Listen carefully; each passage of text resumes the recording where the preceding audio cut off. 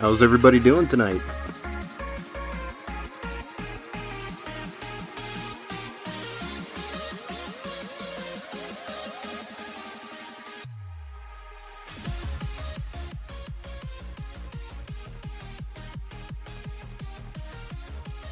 Hey, let's go. Hey, Mark, how's it going, man? Another day, another build. Right?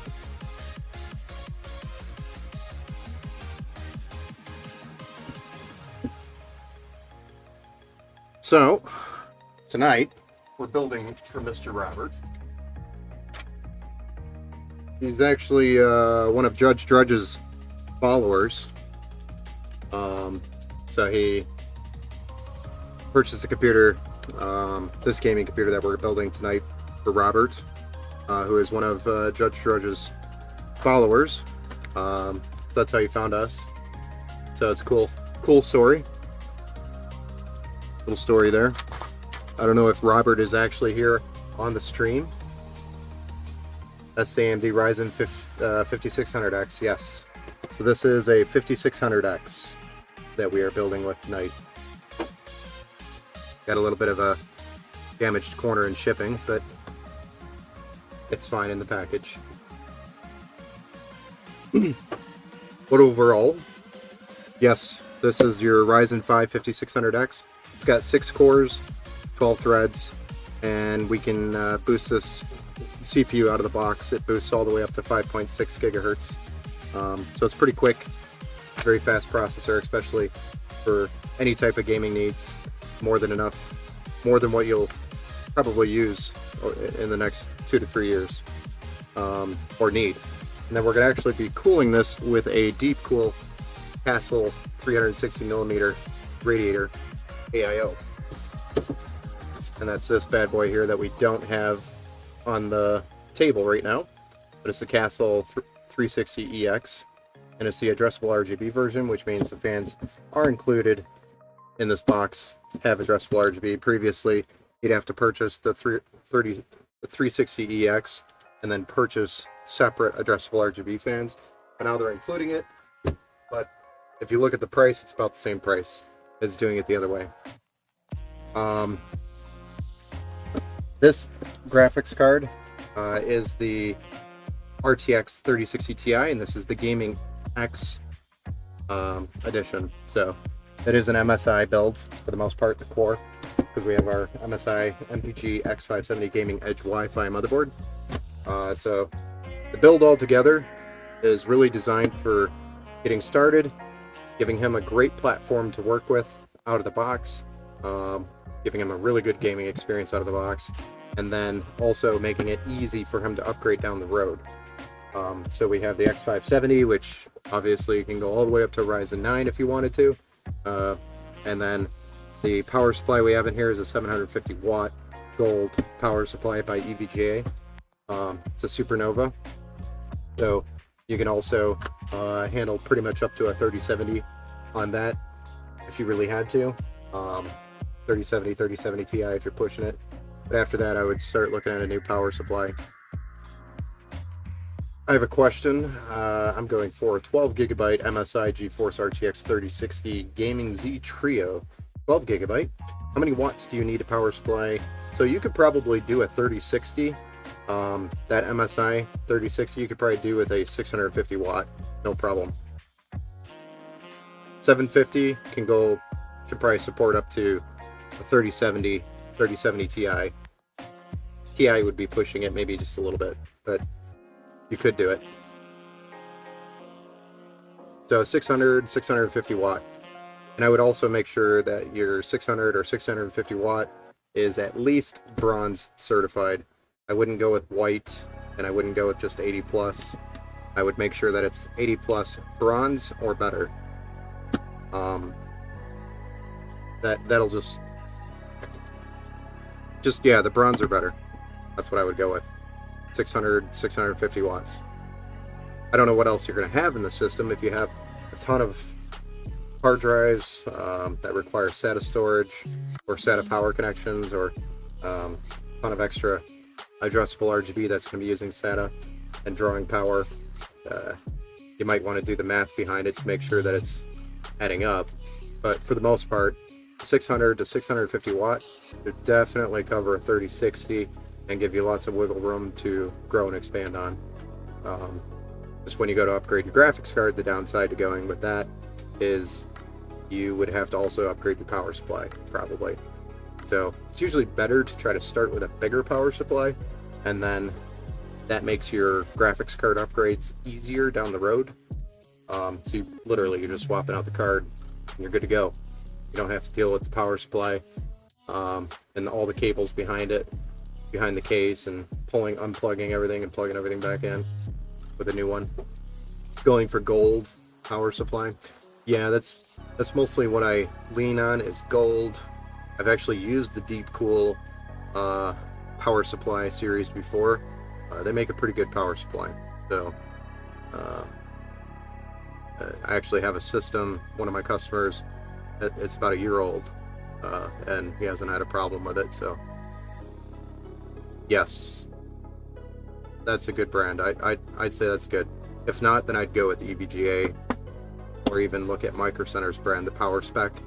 Those are pretty good as well.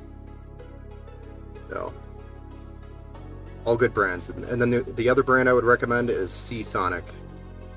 Seasonic is another really good brand as well for power supplies. Those are really like the top 4 brands I would use, honestly. NZXT, in my opinion, is a little bit of a ripoff for the name brand. Gigabyte, just don't even touch them. Don't even look at them. Let's see here. There's a few other, not well-known brands out there that are actually pretty good, like Arse Game, A-R-S-E Game, or R-E, or A-R-E-S Game, is a brand name out there that makes power supplies, and their power supplies aren't bad. I've tested them quite a few different times, and I've built with quite a few of them on super tight budget builds, and they have never let me down. So overall, they've been pretty good, and I have one actually in a build here right now. I had it on hand, and it's been going for about a year now, no problems, and it runs 24/7. That's another brand, just for quality and track record. EVGA, Deepcool is a good one. Seasonic is another really good one. Those are all good brands. But going back to this build, we have the Ryzen 5 5600X going in the X570, cooled by that Deepcool cooler, AIO. Graphics card is a 3060 Ti. We have a 1TB M.2 Gen 4 SSD that we're building with tonight. This is Inland Performance. This is a Micro Center brand. And then we have a total of 4 sticks, 8 gigs each, so it's 32 gigabytes of DDR4 3200 megahertz here. And this is the T-Force Delta addressable RGB. The fans we're putting in this one are the FC120s by Deepcool, same brand as that power supply. And we're building in the O11 Dynamic black case tonight. And then we also have some power supply extension cables, which we'll be using to pretty it up a little bit. Thinking about going for SSD, Crucial P2, 2TB internal SSD up to 2400 megabits. So honestly, if you are using the Ryzen 5 5600X, and if you're building on a B550 or an X570 motherboard, I would recommend looking at the Western Digital Black 2TB, and just humor yourself and price it out. But they have a little bit quicker read-write speeds than that. The 2400 megabits nowadays is pretty slow. So for example, this 1TB Gen 4 is giving me 5000 megabits per second on the read, and 4300 on the write, which is Gen 4. And you can unlock the Generation 4 with the Ryzen 3000 series and up. So you have, if you're going with the 5600X, you have access to Gen 4 speeds. So I would look at Generation 4 and see how much more it would be. It's probably going to be probably close to like $75 more than that 2 terabyte Gen 3. Most likely. And I think you mentioned you're in K, so might be a little bit more or priced differently over there. But US dollars, it's about 75 US dollars more to go from a 1 terabyte to a 2 terabyte. Worth it too. Regardless, the M.2 SSD is going to be plenty quick, but you could take advantage of PCIe Gen 4 with your 5600X and a B550 or an X570 motherboard. If you're going with B550, just ensure that the M.2 slots support Gen 4. Some of them don't. Yeah, from the UK. Okay, yeah, that's what I was gathering. So your prices might be a little bit different over there, but for the most part should be within that percentage increase. So about a 75% increase ish from a 1 terabyte to a 2 terabyte Gen 4. Or if you're going from a 2 terabyte Gen 3 to a 2 terabyte Gen 4, about a 75% increase. Get B550. Okay, so if you're going with the B550, just make sure your M.2 slots, if you are going to go with Generation 4, Gen 4 PCIe, just make sure your B550 motherboard has a Gen 4 M.2. Some of them don't. Some of the lower end B550s don't include it. Or they kind of do, but they don't. Just verify in the specs. Asus ROG Strix, I believe that one has a Gen 4 M.2 slot. So you should be okay with that one. If you go Gen 4. If not, then don't even worry about it. It'll work fine.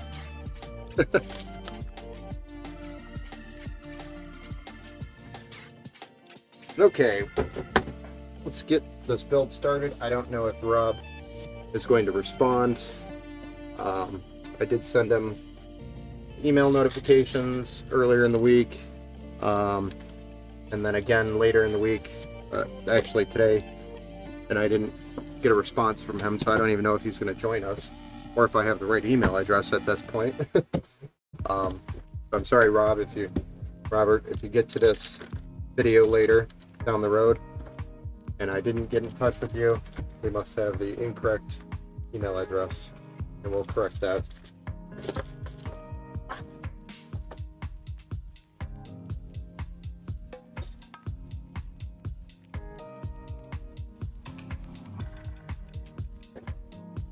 So, just gonna get this thing started.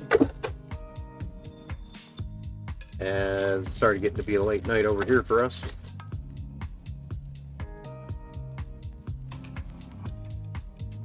And this is our MSI X570 gaming Wi-Fi motherboard.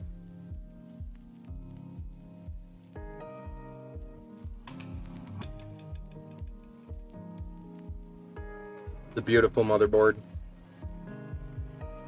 Got some addressable RGB lighting in it, built into it, and it's got a lot of fancy troubleshooting features for those who are computer enthusiasts, which simplifies troubleshooting any issues you have on the board. And it's got really good, I'd say, passive cooling, and the VRMs are pretty good on this one too. So I've always liked building with MSI's MPG series. What SSD brand do you recommend should I go for? Western Digital Black is a really good brand and series I use. They also have the blue series and the green series, and I think the red series as well. But for gaming and performance, I would say the Western Digital Black. A lot of people like to buy Samsung, Samsungs are nice, and just a little bit of teeny. Hey, thanks TJ Strong for that like. I appreciate you, sir. But for just a little bit of teeny tiny performance that you're gaining using the Samsung SSDs, you're just overpaying. In my opinion, it's not worth it. A lot of people prefer it. It is the best, but you overpay for it. For example, something like this, which is a Micro Center brand, Inland, is more than enough. And this is equivalent to your Western Digital Black SN 850 or 870.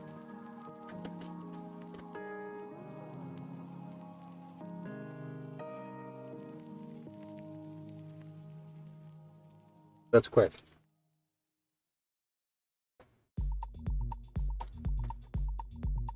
Hey Mern, dropping some love. Currently watching the Celts game.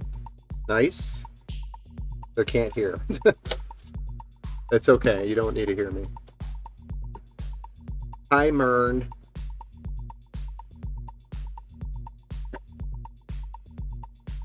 How's the game going right now? I guess you said you can't hear. Maybe I shouldn't ask. So our Detroit sports over here, because we're over by Detroit, so we're natively Detroit fans, but our Detroit sports are so bad over here. For example, the Tigers right now are on I think a 9-game winning streak right now, or something, or they win like something like 7 of their last 9 or something like that. So they're coming back around maybe, but the Detroit Tigers were on pace previously to have one of the worst baseball seasons in baseball history. Just to give you an idea of how Detroit sports is over here. Really hard to follow when the product is that bad. And everybody knows the Detroit Lions suck, so no worries there.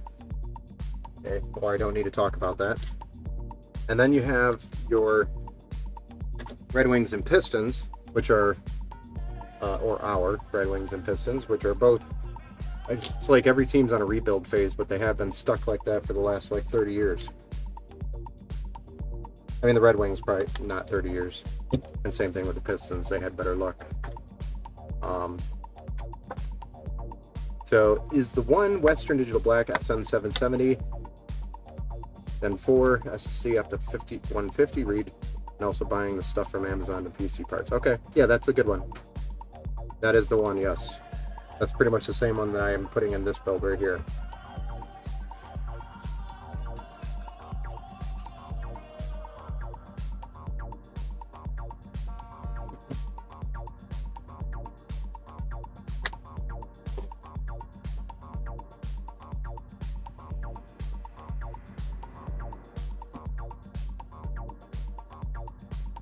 Yes, to answer your question, that is the one.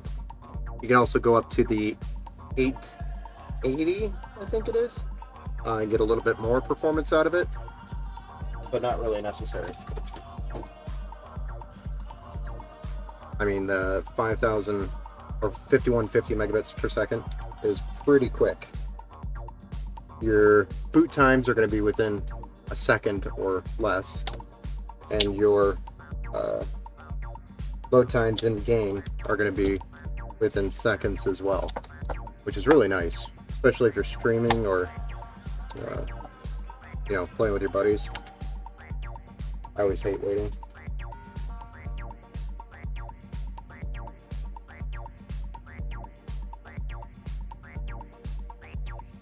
So for sure, I would say that is more than enough for a gaming PC, and you'll be very satisfied with those speeds. And you're taking advantage of the PCIe Gen 4 at a reasonable price.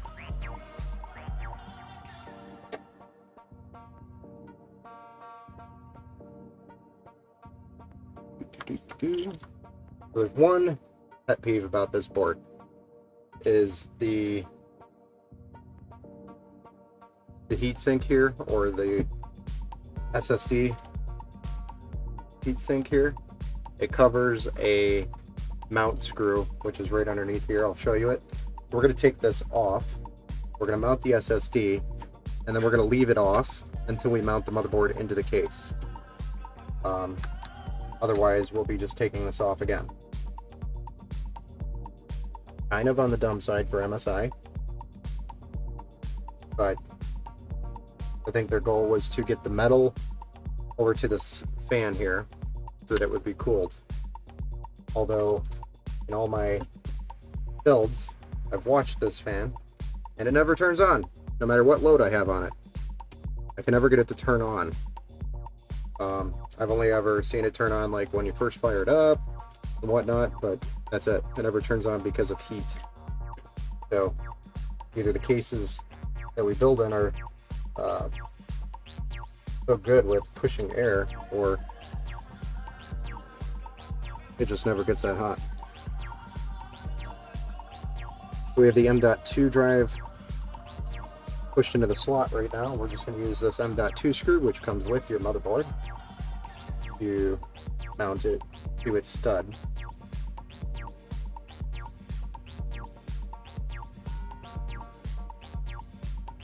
So it's secured to the board.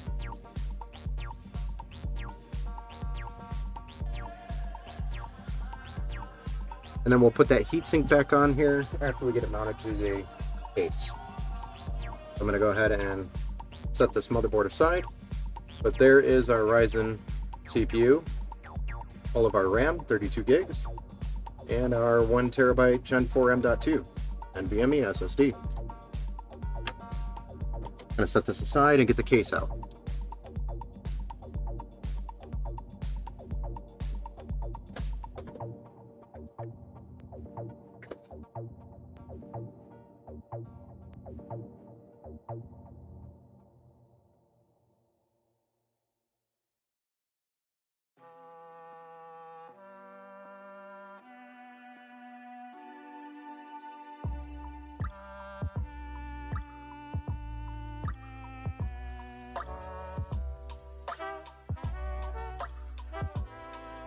Ooh.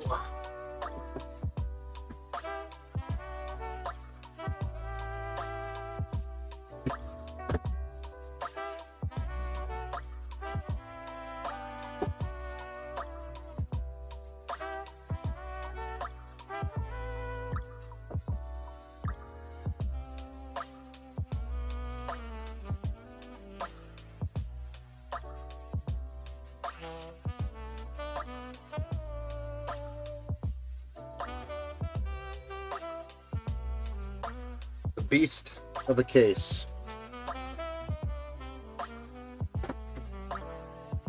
And go ahead and take the top panel off, because we're just going to go diving right into it. Then take the dust filter off. And I'm going to take the glass side panel off, as well as the front glass, which just lifts out. Both of those. Once you take the top panel off with the 2 screws in the back, all 3 of the panels, the front glass, the back metal, and the side glass panel, just lift right up. There we are. So I'm going to flip it over, spin around, flip it over. Alright, there's a question here. Do you need thermal paste for AMD? So what cooler are you going to use? That'll be my follow-up question to your question. Do you have a CPU cooler like an AIO or a tower air cooler you're planning to use?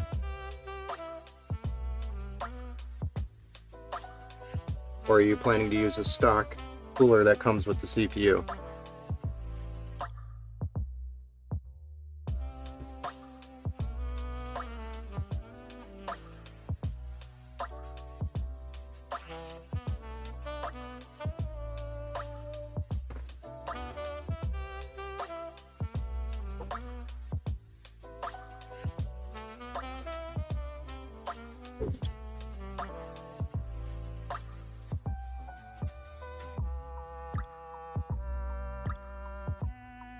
Alright, so whenever you install a motherboard, doesn't matter what size or what case, but most part Lian Li always matches the ATX sized motherboard, which is a total of 9 studs, 3 in a row here, or 3 rows of 3. But you should always check your motherboard to make sure they line up before you actually start screwing it in, because you might need to add one or remove one. You don't want a stud underneath the board touching the board in a place where it shouldn't be touching it, because it could cause a ground issue. Then the other idea is if you are mounting a board and it doesn't have all of its studs, number one, you're decreasing its support. Number two, you are causing possibly another type of ground issue where it's not grounding in the right place. So always check your studs, make sure they're all there for each of the holes and they fit. Maybe CPU liquid cooler, or probably Vitro V5. Okay, the V5 is actually pretty good. It's got 5 heat pipes. Yep. That's actually a pretty good power air cooler, and that will work very nicely with your 5600X. Gotta keep 2 RAM sticks to my PC. I save a bit more money. Yeah. There's no shame in doing anything like that, man. But a lot of my builds are built or geared towards that, so that you have, 2 sticks that are in dual channel, but you have 2 empty slots, so that you have the option to upgrade later. And most of the time, a bigger power supply in the unit and a better motherboard, so you can upgrade. But that's the idea, is to start with a solid motherboard, start with a solid power supply and a solid case, and then grow into those. The rest of it you can always upgrade, and you can upgrade very easily. Storage, if you don't want to upgrade your C drive over time, just make sure you get the right size right off the bat.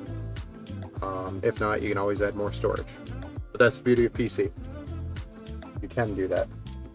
And it's quite easy. Very simple. So we have 9 screws to mount this bad boy.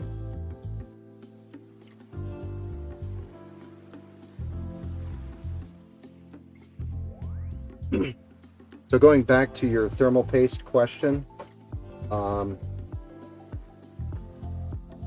the AMD CPU does include a stock CPU cooler with thermal paste already applied to the heatsink. You cannot remove it. You cannot use it for another heatsink. Now, so you would need thermal paste, but I know for sure that the Vitro V5, which has the 5 direct contact heat pipes, that does include a tube of thermal paste, and it's not bad stuff. It's actually pretty decent stuff, so you could use that. You technically don't have to buy separate thermal paste if you didn't want to. Now, if you want to lower your CPU temps by 5 Celsius or so, I would recommend Thermal Grizzly. And that's not because they pay me to say that.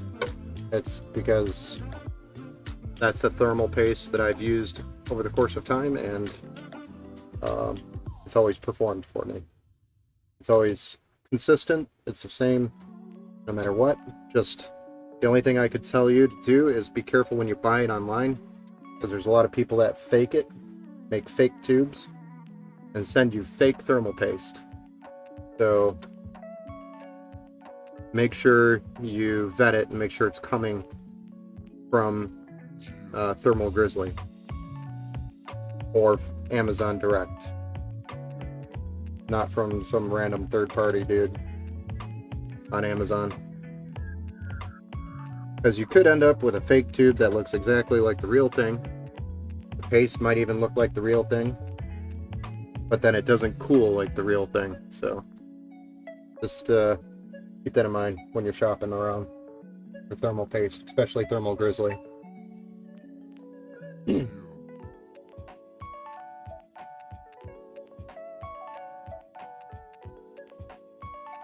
Okay. So now that we have our screw mounted here, we could put our heatsink on our M.2 SSD, which is this guy. And that's as simple as doing exactly as we did when we mounted it. Except we have to line it up a little bit.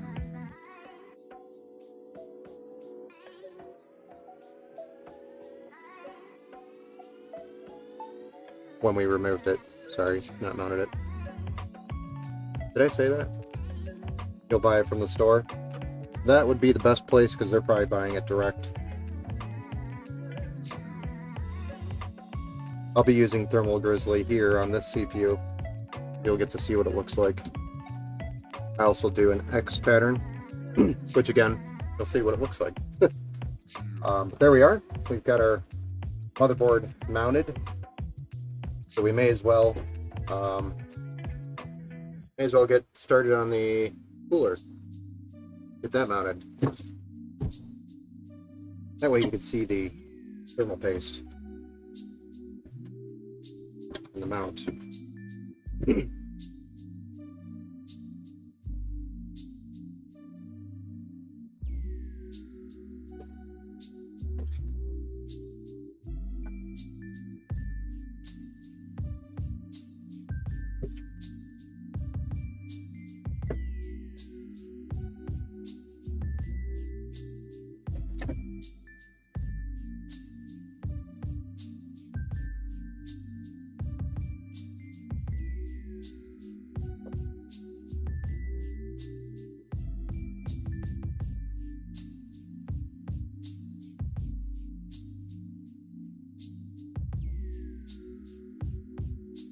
Looks like the two rubbed on the cardboard a little bit. So a side note for Deep Cool. Better packaging on your tubes. Get little rub marks on them. Hardly noticeable, but I noticed. Simple plastic sleeve. Which probably costs you less than a penny.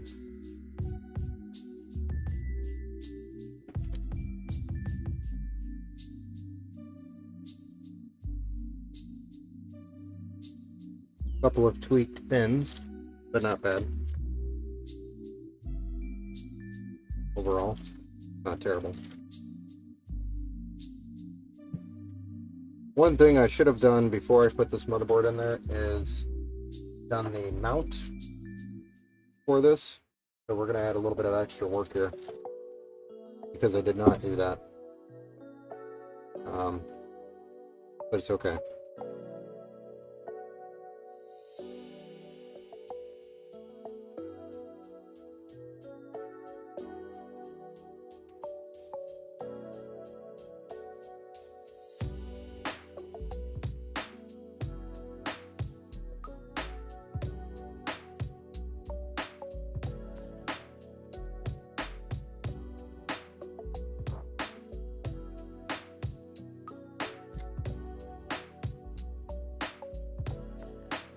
I'm just building out the mount here, the back plate for the CPU. And that's just putting the pegs through the hole and then putting a plastic clip on it. So, peg goes through the hole, lines up, and then this plastic peg slides right on right here to hold it in place. And then this will get pushed up through the back of the motherboard. Downside is we have to take the hard drive bay out to get to it.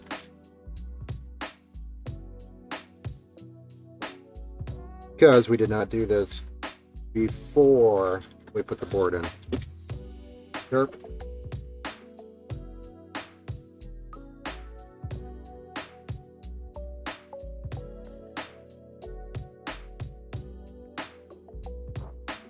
Just 4 screws.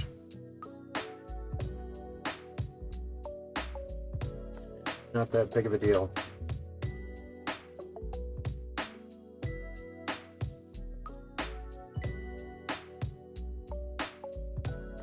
Hard drive bay removed.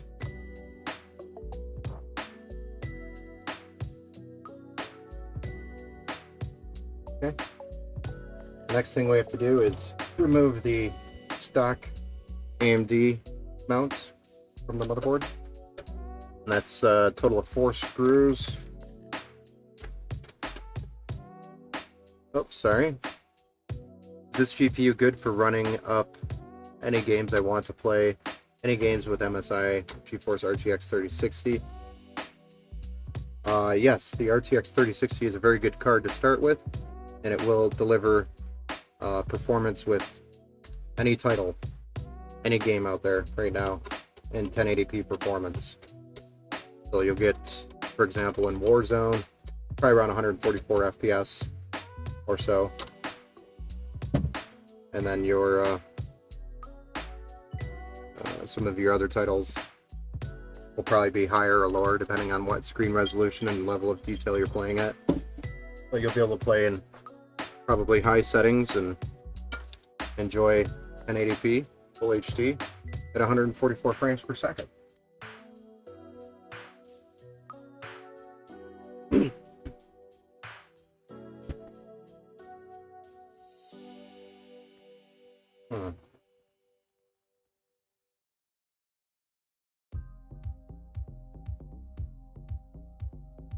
Don't tell me I'm wrong.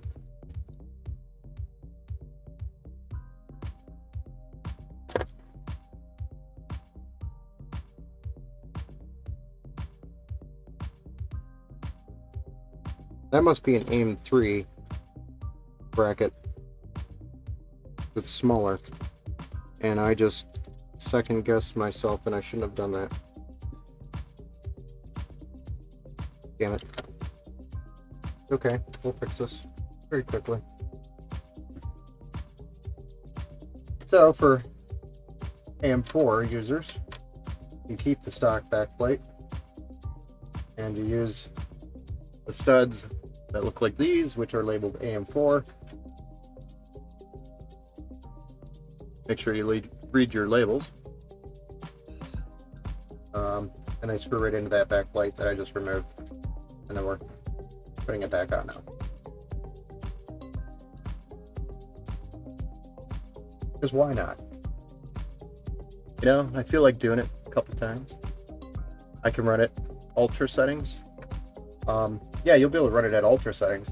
It's just the higher the settings, the lower FPS you'll get. So just keep that in mind. And for the most part, if you're playing multiplayer, you'll want to try to get the most FPS you can without sacrificing actual visuals that are required to gain advantage over in the game. So one of the big benefits with PC is that you can increase your field of view, especially in Call of Duty, and go up to 120 FOV and see more on the screen than your console opponent.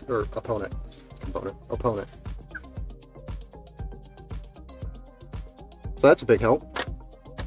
All right, there we go. Now we're going to get all of these fans mounted to the radiator, and then we're going to mount the radiator to the case, and then we're going to mount the pump. Oh dear. Mount the pump to the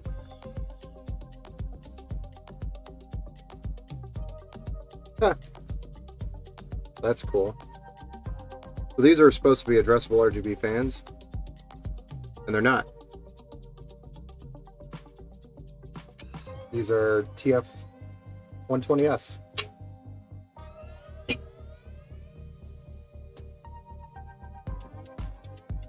I crazy or what?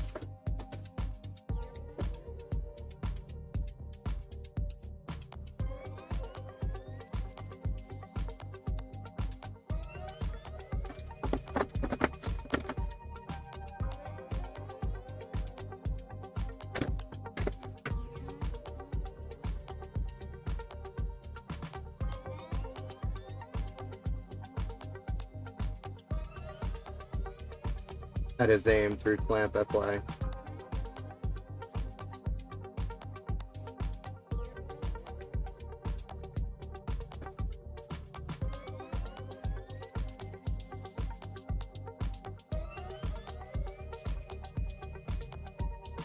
Well, that's a little unfortunate.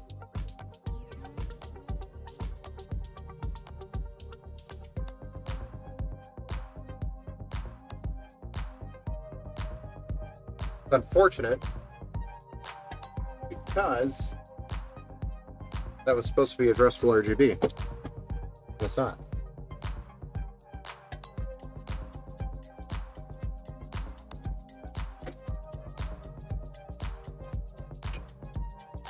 Deal with that later. In the meantime, I'm building with these, which is the same exact thing, just ID cooling.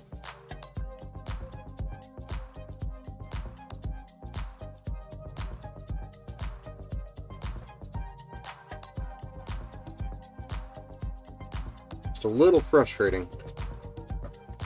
I have to do this.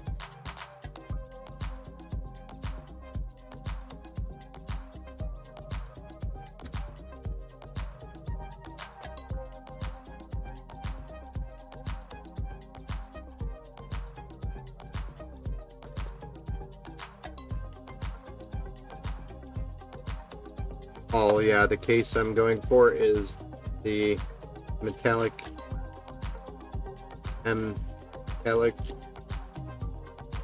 Metallica? Oh, metallic here. 520 series, okay. Yeah, that's definitely a good case.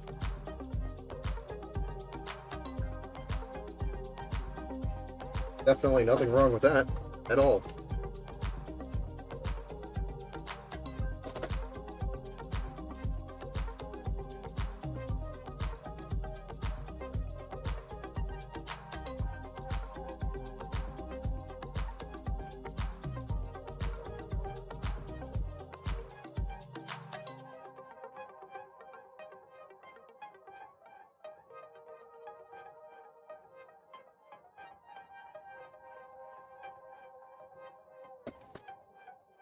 You know, the Asus ROG Strix, do I need to add BIOS update for it?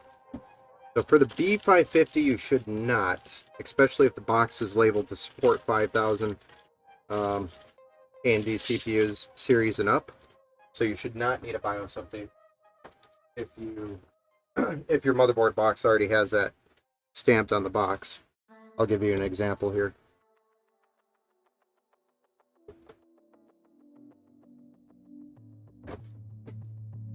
So as an example, this X570 motherboard, you'll see here, it says AMD Ryzen 5000 desktop ready. That means it's ready to receive a 5000 series CPU, and the BIOS has already been updated by the manufacturer before it's been shipped. If it does not have that sticker, more than likely, yes, you will have to do a BIOS update, and you will need a Ryzen 3000 series CPU or lower to actually do that update. Some motherboards will allow you to do the BIOS update just simply by plugging the USB in, and they have some of them have button features on the back or on the motherboard itself. But if you don't want to have to deal with that, just ensure that the box says it's 5000 ready. Then you know motherboard coming out of that box is 5000 series ready.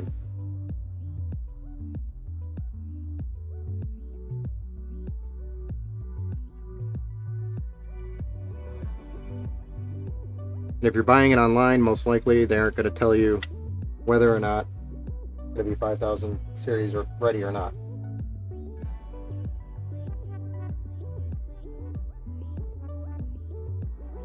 It'll probably just be generic on the website. But for the most part nowadays, most boards should be ready to go. Yes.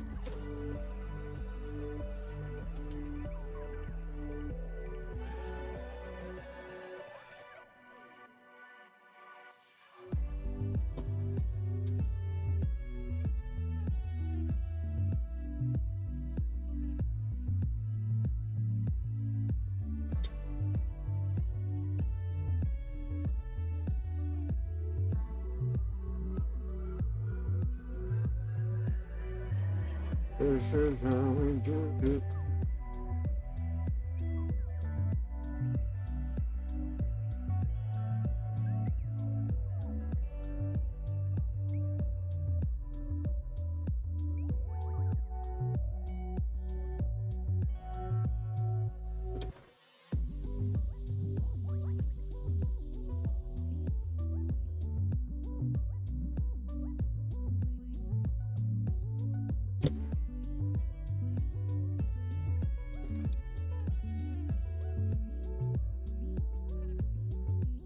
Do, do, do, do, do, do.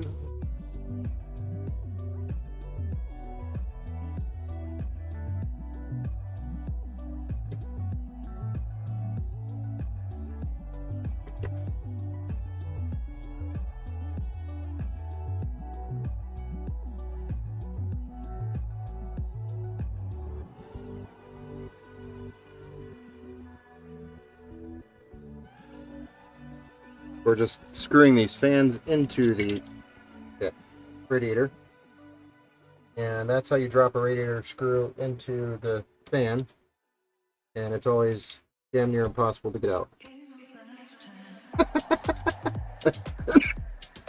Oh, man, tonight's going great.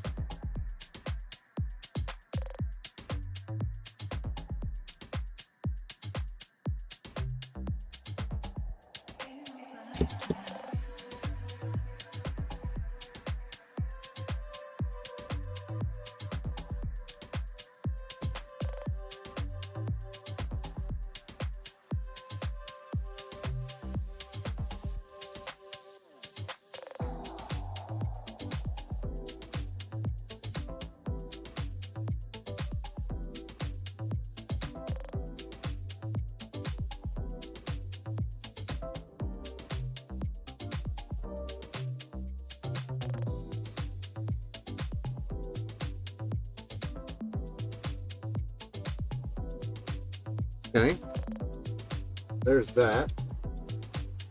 And I'll set this down right here temporarily, hopefully. Then we're gonna stand this case up.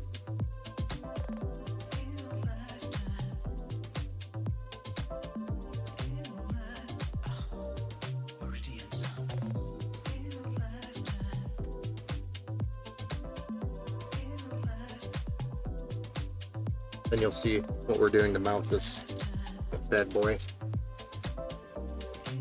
But first, we have to position it. And then we are going to try to run these cables before we mount it. That way it's less of a hassle to deal with these cables after we get it mounted. So it's just a matter of holding it here in position for an extra minute or so as we deal with the cables.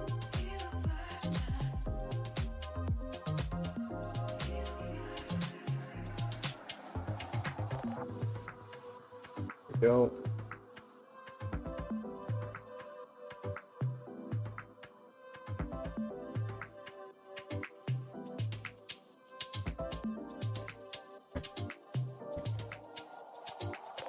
And an extra second fiddling with the cables here.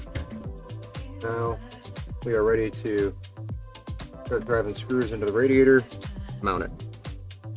Not into the radiator, but into its holes, threaded holes.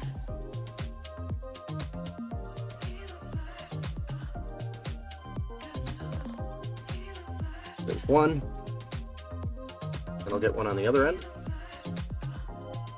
Let's see here. I change up the SSD, so switch to Western Digital Black M.2 NVMe SSD 1 terabyte instead. Can you access Wi-Fi if you don't want the motherboard Wi-Fi 1, or do I need a Wi-Fi card to access the internet? So if you don't have a Wi-Fi motherboard, then you won't have my Wi-Fi. If you need Wi-Fi and you bought a motherboard without Wi-Fi, you could buy a PCIe Wi-Fi 6 card, but just know PCIe Wi-Fi 6 cards can sometimes be finicky. So my recommendation, if you need Wi-Fi, is to get it on the board, so on board.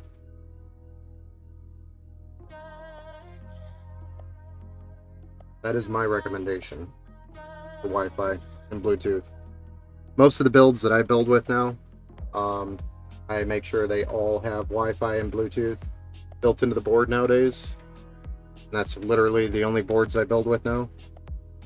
Simply because everybody uses Bluetooth and everybody uses Wi-Fi now. And some people are actually shocked when a computer shows up without Wi-Fi. And it's like, I just assumed it had Wi-Fi because it's 2022. Even though not all gaming computers have Wi-Fi built into them. So, you need the Wi-Fi, buy the motherboard with the Wi-Fi and the Bluetooth. Why use up a PCIe slot on a Wi-Fi card or a USB port on a Bluetooth, USB Bluetooth Connect dongle, whatever you want to call it.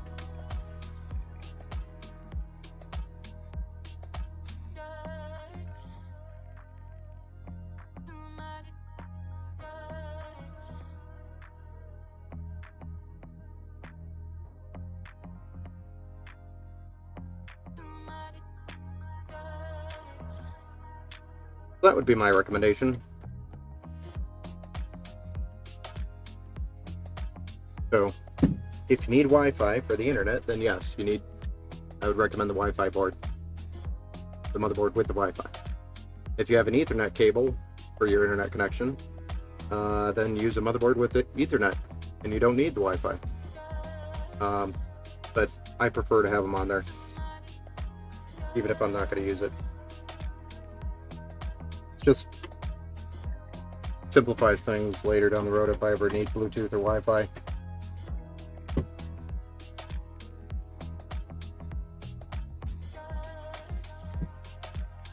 Okay, there we go.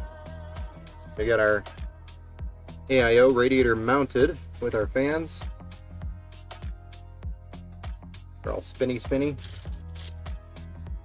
Next, we're going to wipe this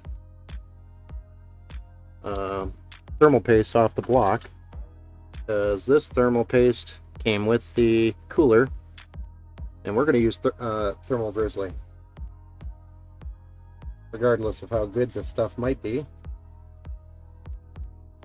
we only build with Thermal Grizzly here.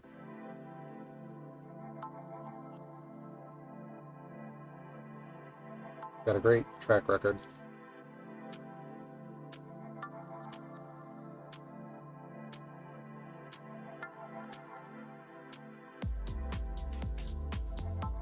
There's our clean block. Set that down here. Get rid of the thermal paste that's on my glove. We don't put that everywhere.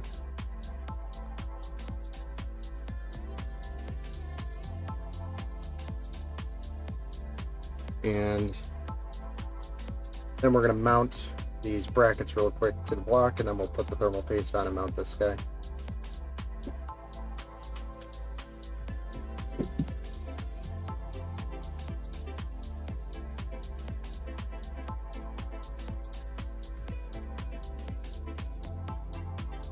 Kind of an awkward position here. Trying to get these screws on here while holding it. Not gonna lie, it's a little awkward.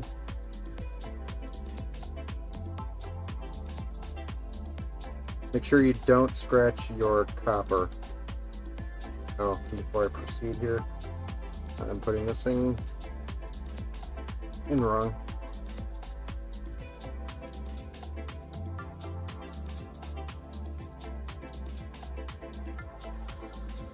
Don't judge me, I'm tired. It was a long day. Long day. I want internet, but don't want the internet cable one. I'm assuming you want Wi-Fi? I don't know what UK has out there that is described like that. I would assume you want Wi-Fi. You don't want the cable one.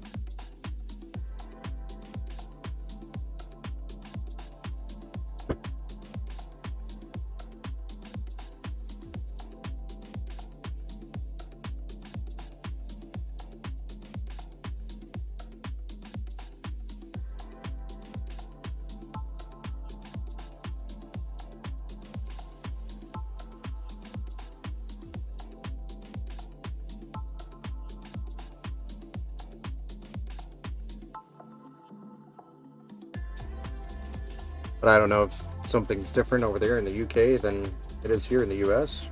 I have no idea. Yeah, that's, you want Wi-Fi. So yeah, just make sure your motherboard has Wi-Fi. At least that's my recommendation. Because why use up another PCIe slot with a Wi-Fi card later?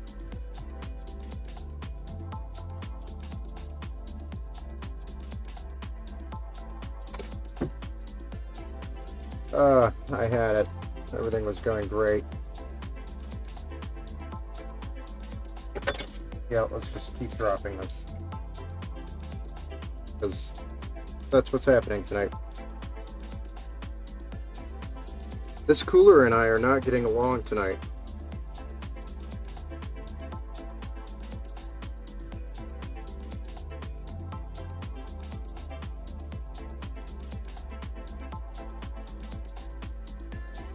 We are just not friends right now.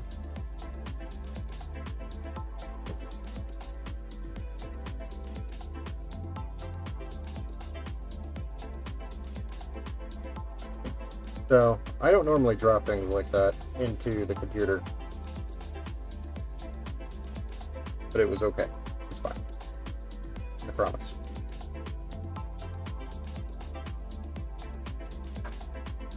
So that's going to go on this. I just want to make sure everything lines up.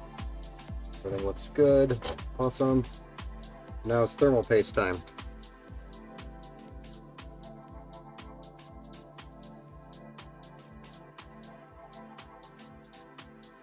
So this is a huge tube. You do not need a tube this big. Hey, Ryan Hawking. Thanks for the follow, man. I appreciate you. But Mark, you do not need a tube this big. This is because I build tons of computers and go through these tubes within a week. Sometimes less, sometimes more. Quicker, but I'll just do an X pattern like that, and for the most part it spreads very nicely.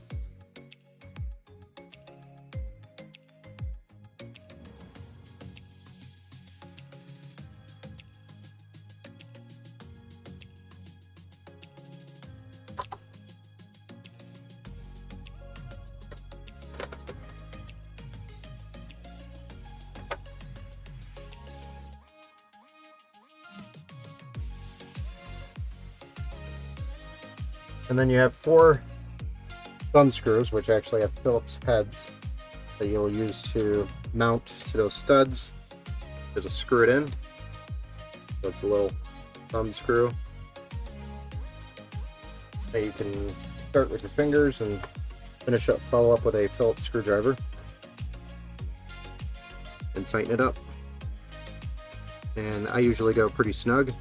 I'd say pretty snug is a acceptable amount of pressure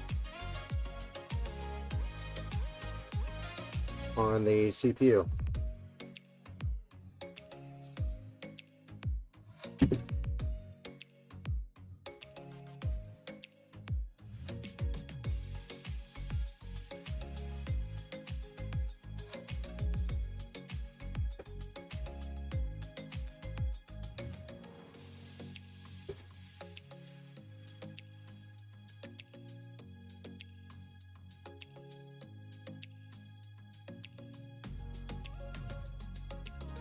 There we are.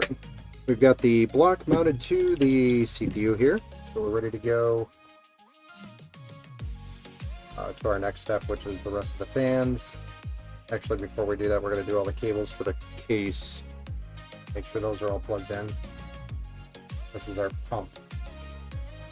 It is all the way over here. I'm probably going to run that underneath the motherboard here.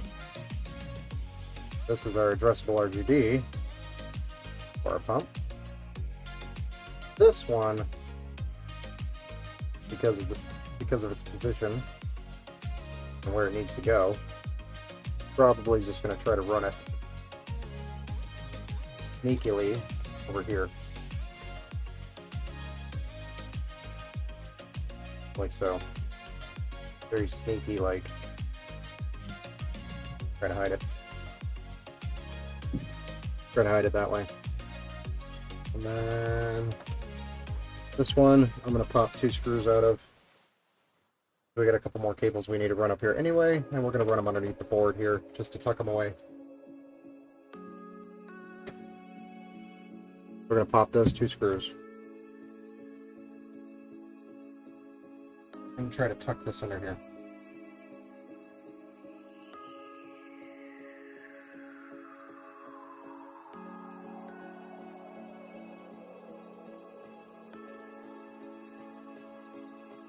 Go. And next, we've got our PWM fan connection for our CPU that we need to connect, which is a daisy chain style, and our RGB chain. Mark probably got a Wi-Fi 6E. Oh, okay, so a Wi-Fi 6E card. Now, I would try to avoid those if I were you. The reason why is because I've had problems in the past where those cards just randomly stop working, especially those off-brand cards. If you're gonna go with those, I'd go with something like TP-Link Wi-Fi 6. Like I said, simply because those cheap off-brand cards randomly stop working. And that is probably the most frustrating thing. Spend a few more dollars on a motherboard that has the Wi-Fi built in. That's way better and doesn't go out. Or save a few bucks and get frustrated later. That's how I see it.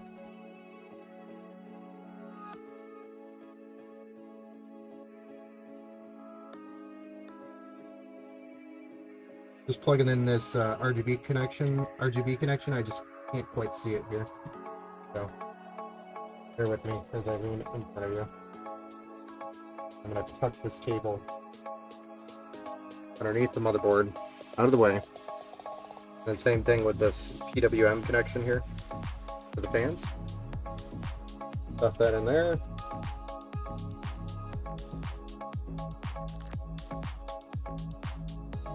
This is going to run underneath the board. Again. Run underneath the board. And then plug right here into the CPU fan header.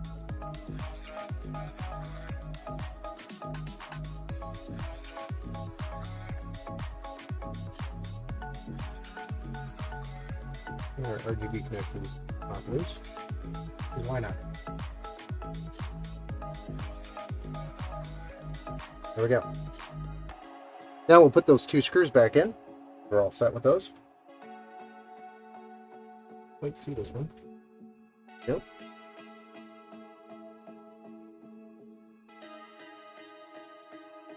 And this one. There we go. We've got some pretty hidden cables right here behind the motherboard.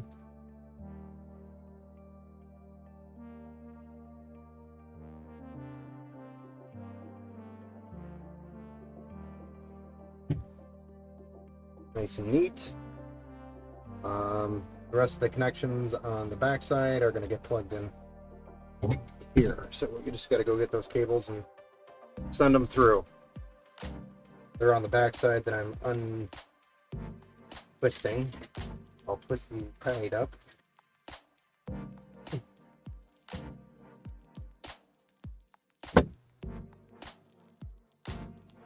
This one is our front panel power connections.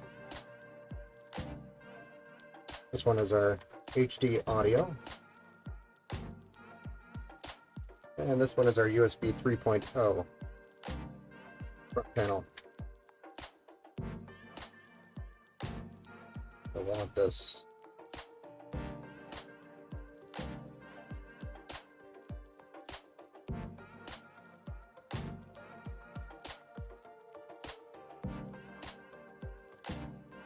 Go. That's it. One other thing we need to connect before we start on the rest of the fans is our other fan headers and RGB connections, that those don't get blocked up by these fans down here. Because if these ports get blocked up, it becomes more difficult to plug these cables in. Kind of like probably trying to see through my head. Right now I'm just plugging in the power connection, power button, power LEDs, hard drive activity LED, and our front panel HD audio. Most of these are in the same spots on all the boards. Pretty universal. Sometimes they're slightly to the right or slightly to the left, but for the most part in the same spots.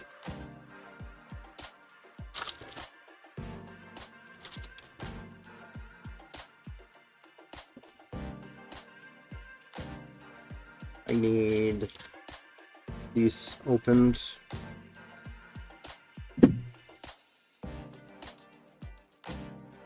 These are our FC120s by Deepcool.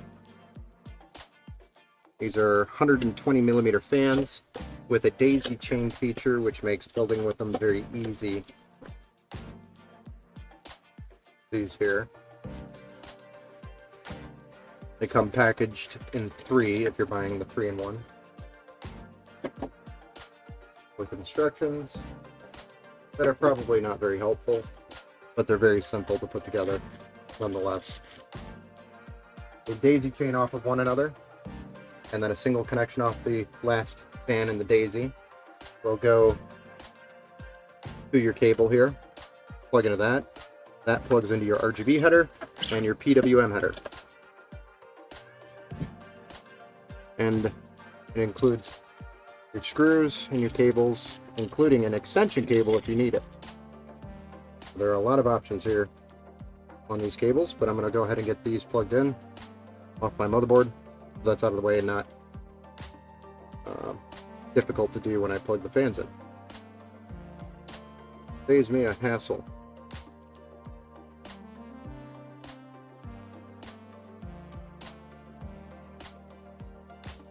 So this one is system fan 1. Want that for my PWM connection, and this for my RGB, or addressable RGB.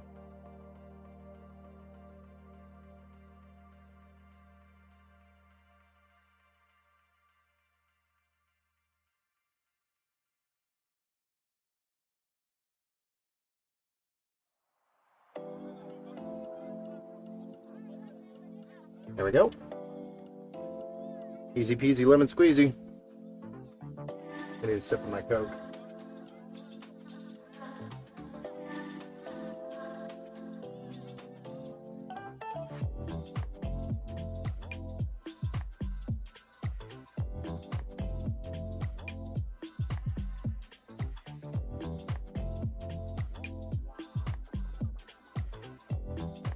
Alright, so let's get these bottom fans mounted.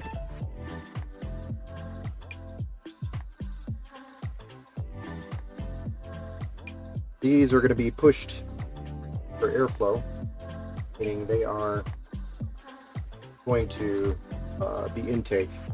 They're pulling air into the case. I'll be positioning them in that way that they are pulling air into the case.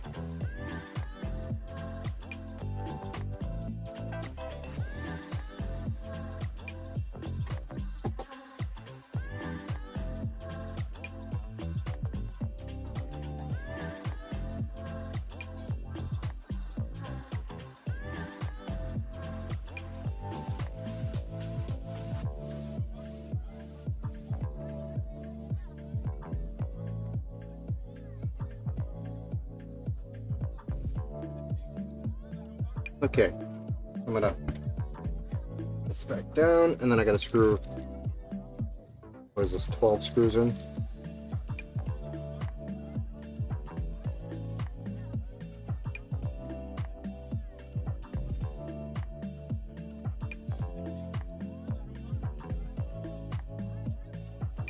All easy enough.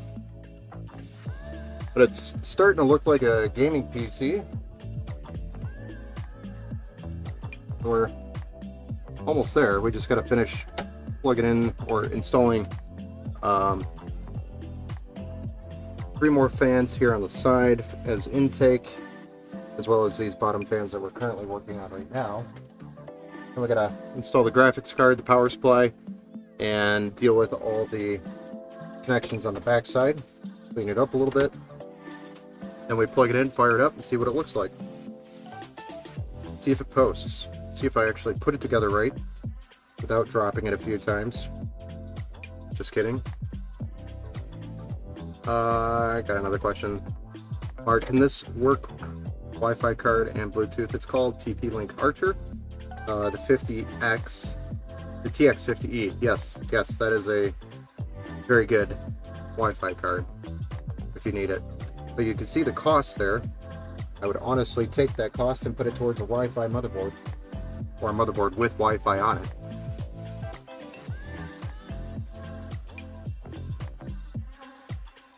That's personally what I would do.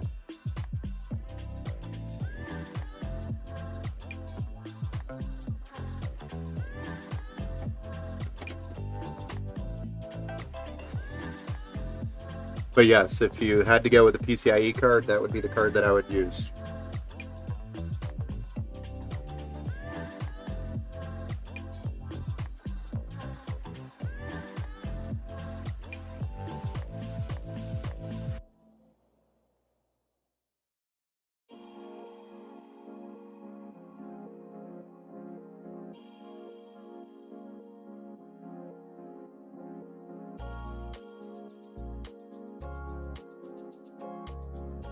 Almost done screwing these things in. I've got 4 more screws after this one. Hopefully I put them in the right side up. I did. Just, you know, how my night's been going so far. Felt like I would have put these in upside down, for sure. I surely would have. And then only found out when I was on the last one. Or caught it. Not found out, but caught it. That has been the story of my night, ladies and gentlemen. Just really bizarre.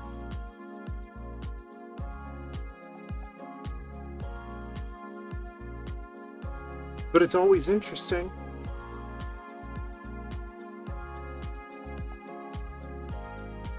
My hair's getting in my face.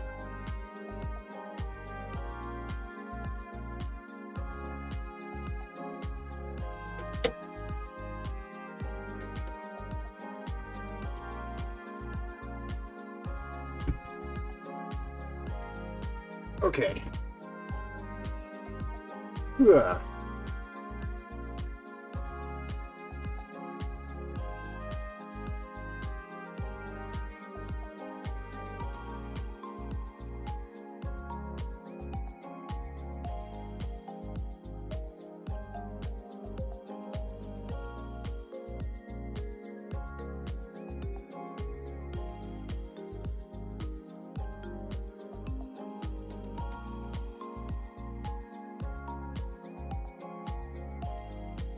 Thought maybe I could do something cool, but screw it.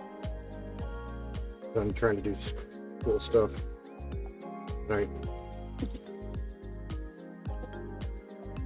Can you access automatic? Access Wi-Fi with no Wi-Fi motherboard? Because thinking before I buy it. Not sure I understand your question there, sir. Can you access automatic access Wi-Fi with no Wi-Fi motherboard? Because thinking before I buy it.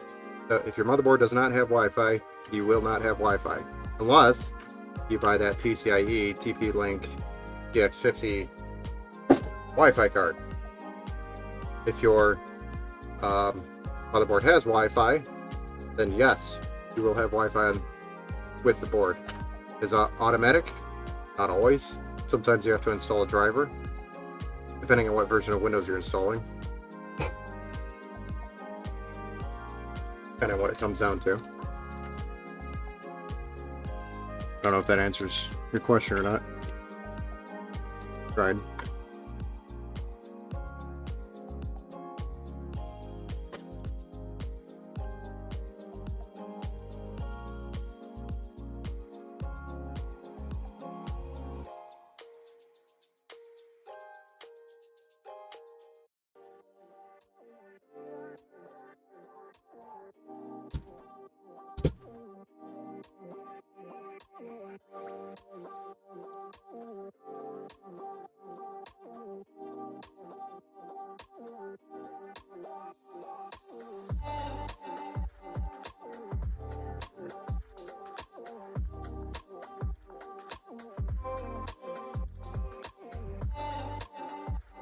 Can't see. Shizzle.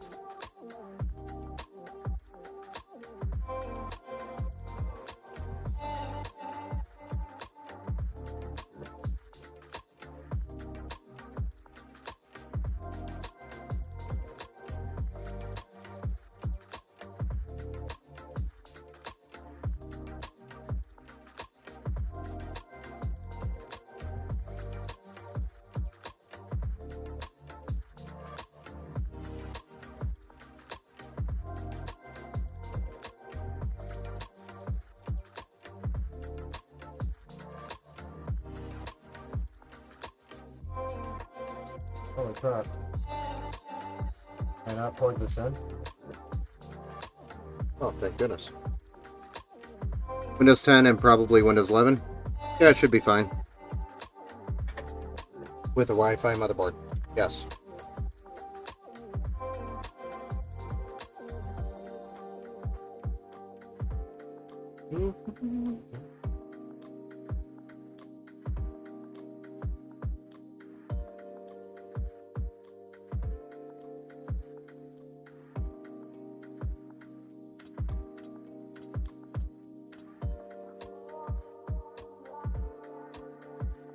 Well, I'm not entirely sure I answered your question properly. I hope I did. Damn it.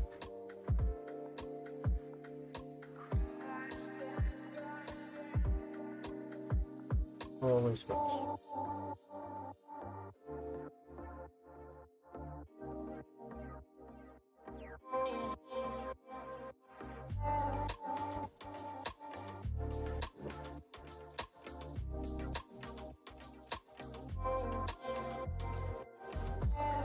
Okay, we're just gonna lay this bad boy down. Instead of trying to fight with all these fans.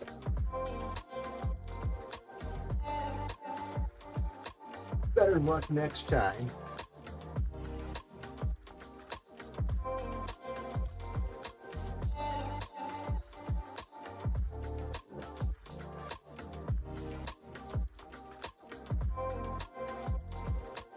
Okay.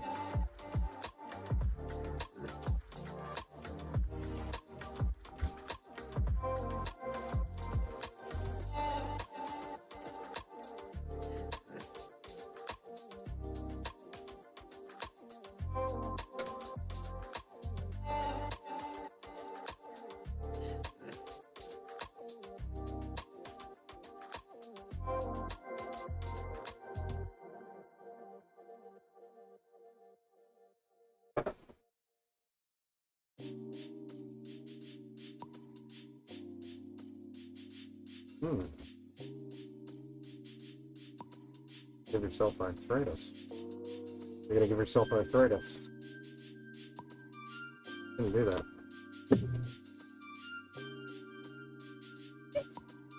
No? Yeah, Windows 10 is probably fine. Windows 10, Windows 11 should be fine.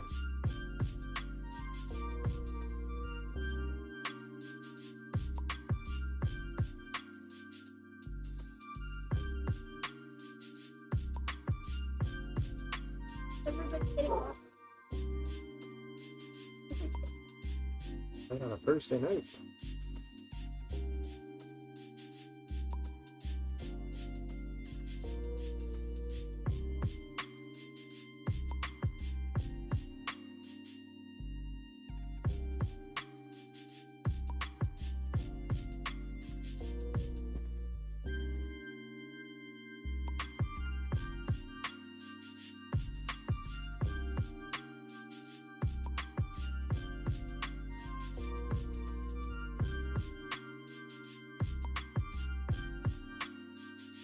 We're getting there. We are getting there, getting there.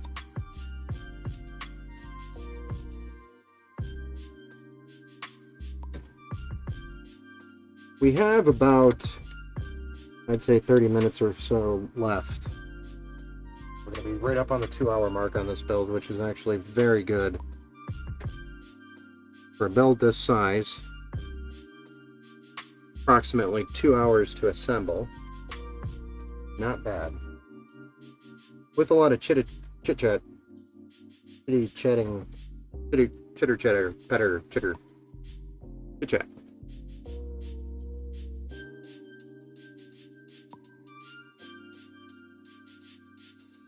I admit I need sleep. I know. And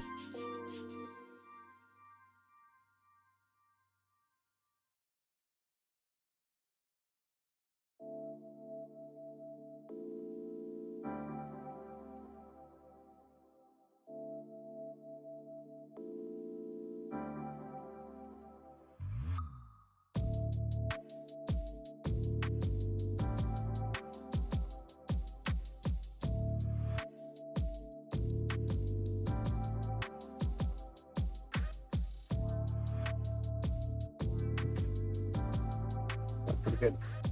All right.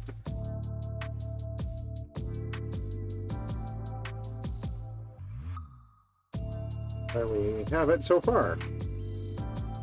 Nice, pretty build.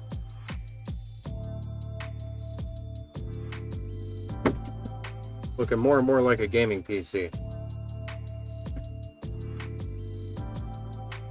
Get this video card mounted. You know, the power supply cables, the extensions, and then a little bit of cable management and power supply in the back, and we're good to go.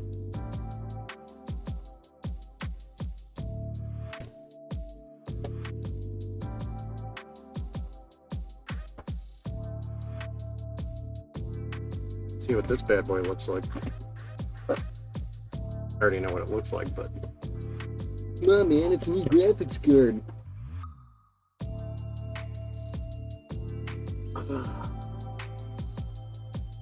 New graphics card smell.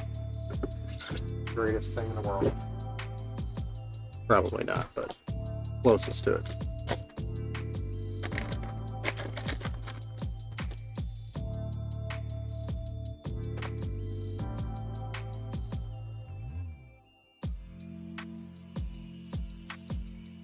New graphics card.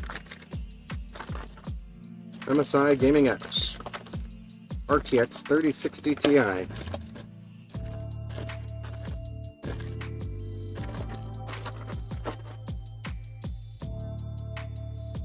One beefy 3060 Ti.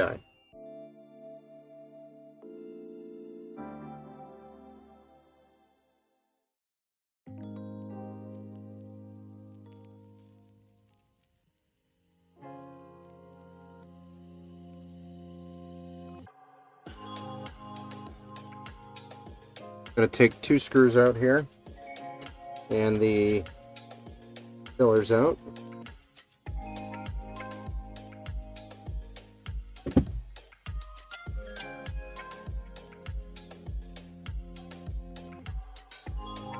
Going to make sure our PCIe slot is prepped, primed, and ready to receive a graphics card. Make sure there's no plastic film on the back side, which there is not. Sometimes we'll have that. We'll line it up on the slot, apply some pressure. Didn't hear the click.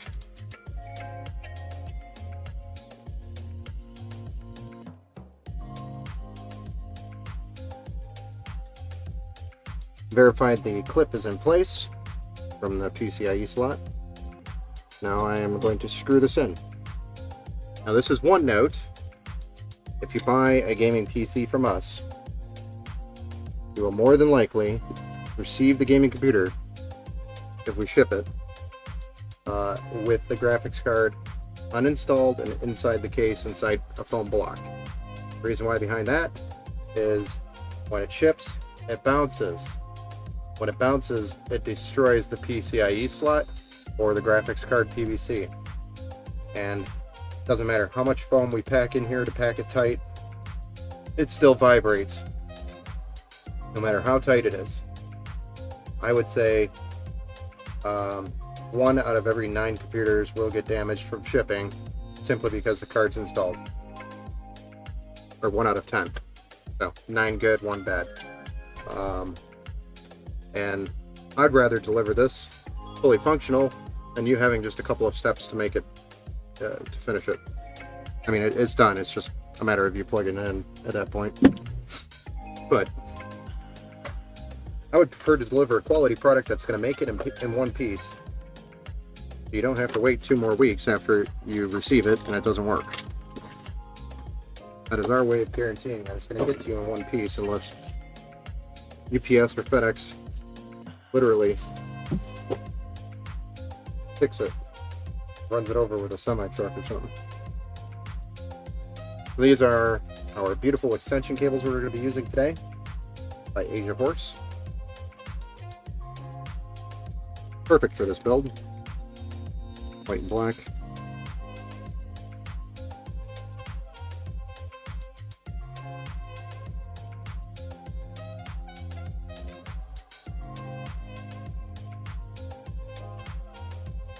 And these are cable combs.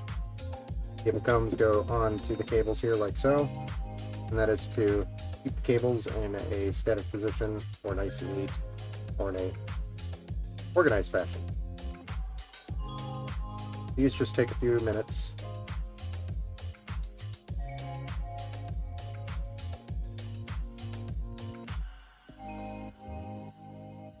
After you've done a few of them, to get the hang of it, you could blow through them pretty quickly.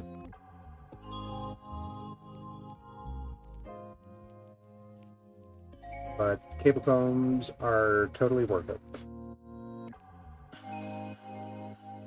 They just make these cables pop.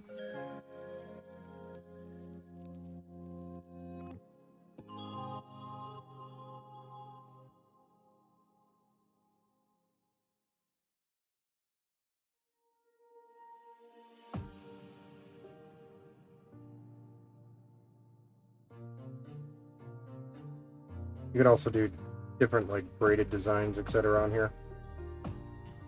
So there's a lot of cool things you can do with these cables and these cable combs.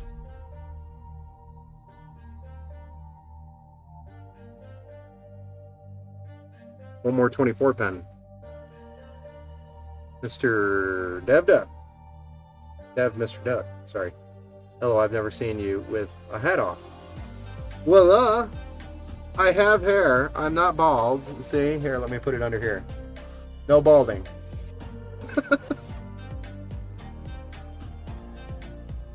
Some people were actually speculating that I was bald and that's why I wore a hat.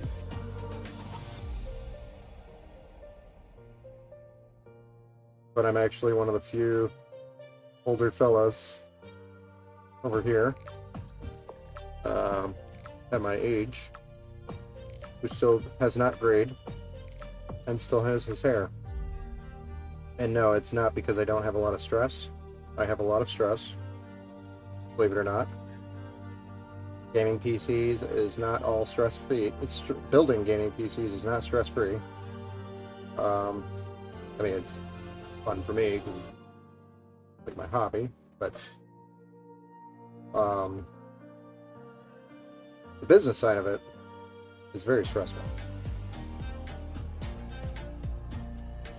I am not a business guy. I was not meant to be.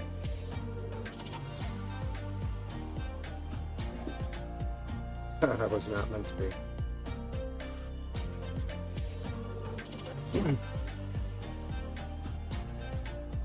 There we go. 24 pins plugging in. Easy peasy, lemon squeezy. Beautiful. Look at that. Yeah. Looking good.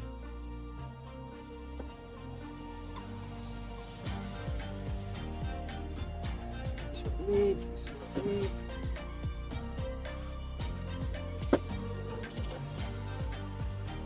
And then we have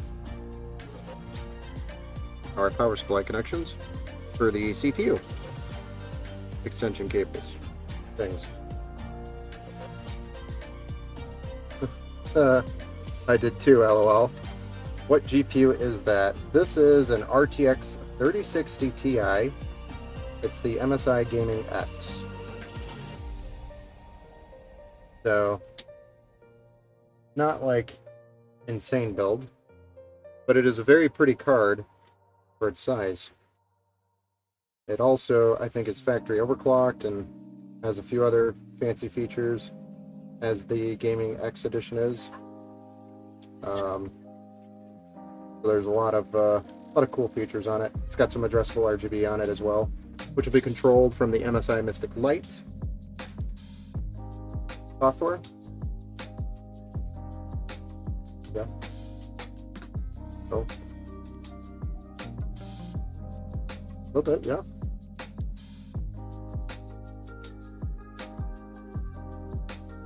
So there's some fancy to it. It's got a nice, cool-looking back plate to it. Damn it. Damn it.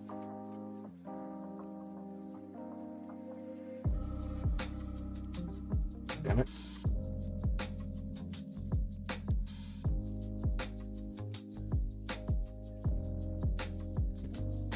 There we go.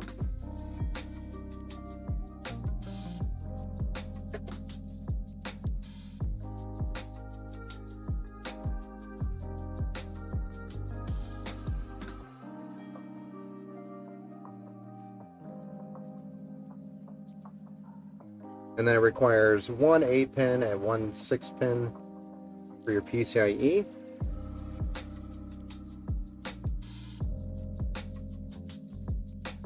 Nice. Yes, sir. Really just the logo, I think, that glows on this one, and then maybe something on the backside. Yeah. No. Just the logo here. I'm looking at something. They like looking at my hair anyway. They're all shocked that I have it.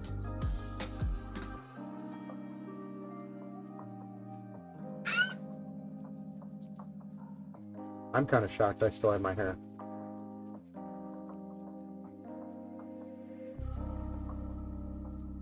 I think everybody in my family were bald or gray by now. So it's pretty shocking that I still have my hair.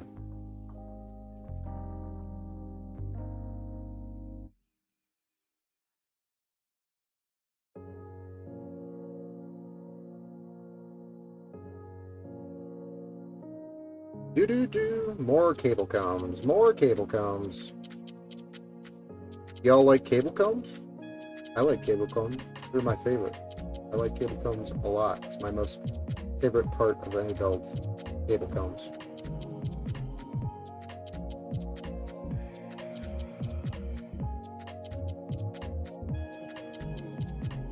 I can go to a rooftop and scream, I love cable combs.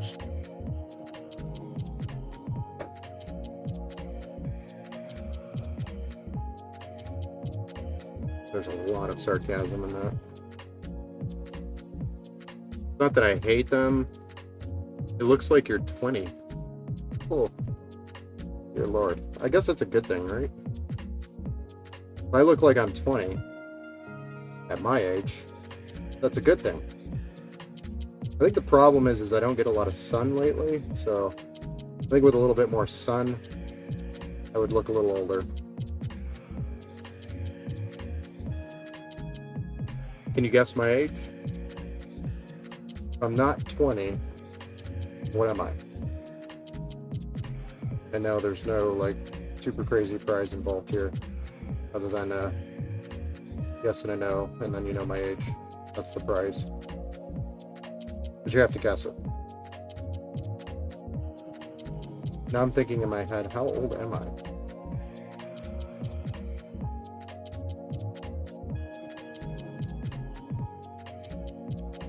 $45, no. 36, close. I shouldn't even give you hints.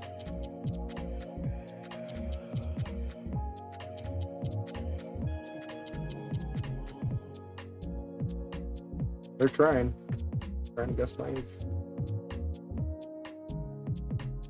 Are you going on the computer to do math? Figure out my age, Adrian? Come on! Oh boy. It's G-Crews, to call it up, over on the Twitch side of things. How's it going, my friend? 38, no, too high. 36 and 38 are too high. Both. I'm not that old. I mean, come on. But I'm not 20. I definitely don't feel 20 anymore either. 32. Thank you. Yes, I'm 32 years old.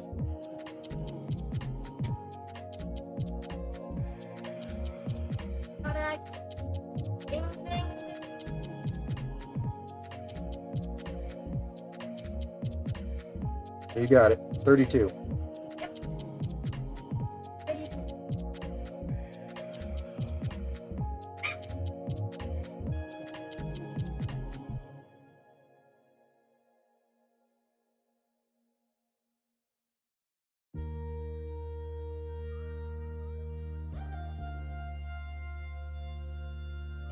Okay. Now you know my age. Hey, how's the build coming along? So far it's going good. I mean, Mr. Duck and I were just talking about my age and how it's getting late and I keep forgetting stupid crap, but outside of that, it's been going pretty good. Mark, very difficult choice. Motherboard with Wi-Fi build or not build in. I would say it's cheaper to buy a motherboard with the Wi-Fi built in than it is to buy a motherboard without Wi-Fi and then buy a PCIe card. But of course, I don't know what the prices are over there in the UK for you. I'm over here in the US. The US of A. But the build is coming along. We're actually almost done here. We just got to flip it over, deal with some cables on the backside, get the power supply mounted, plug the power supply cables in, and we're firing her up. So probably within the next 15-20 minutes here, we should be firing it up. First breath. First breath ever. All exciting stuff, isn't it?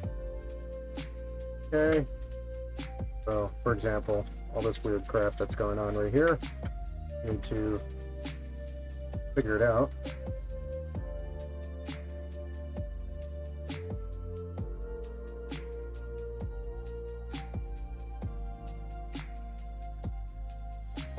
Go.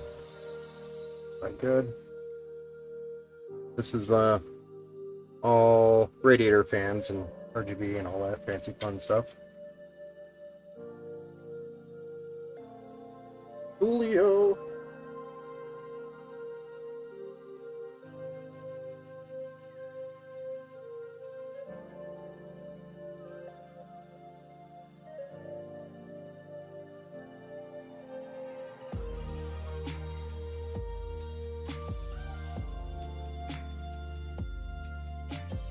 We'll be buttoning this up also, right off stream. I'm just trying to get this thing fired up and going here at this point because it's getting pretty late over here for me. But I will be coming back through and doing some additional cable management to clean it up, make it look real nice. Mr. Robert. So when he receives his new build, which is this bad boy, he's just going to be dropping his jaw, even if he takes the back cover off, because we all know it that you boys like to take the back cover off to look at the back side. Alright? There's a funny joke in there. Alright, do I need to get link up PSU cable extensions? No, those are not required. Those are only aesthetics, or only for aesthetics. So not required. No. If you want, the fancy look, sure. They're cheap. Usually, I would actually recommend Asia Horse over the Link Up. The Link Ups are just a little bit cheap and they're not as flexible. Like this one right here. You see how flexible this is? I can move it, but it's still got some firmness to it, so I can adjust the design I want. These have a good feel. Asia Horse is what they are. What am I doing? Cable.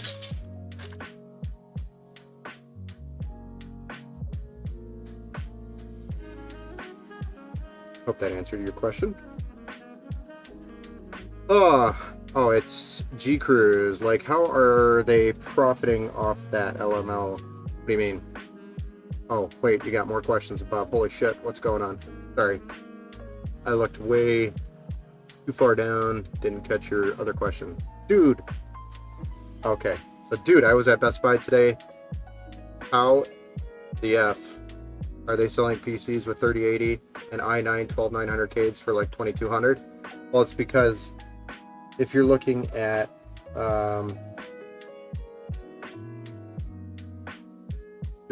like a Dell or a Best Buy, or I'm sorry, not a Best Buy, a Dell or an HP at Best Buy, they probably, number one, Best Buy probably has a deal from Dell and HP to sell computers and get them for a really good price, or be able to sell them at price or whatever it might be. Regardless, it'll be probably way cheaper than what any of us could build it at, because they manufacture most of their parts as well. So that reduces a lot of cost for them. So if you ever open up a Dell or an HP, majority of the parts in there are manufactured by HP or by Dell, right? That saves a significant amount of cost in the build right off the bat. So that's how they're profiting, probably mostly off of it. And then they also sell probably hundreds per day or thousands per day. So volume. It's a volume game. That's how they make their profit.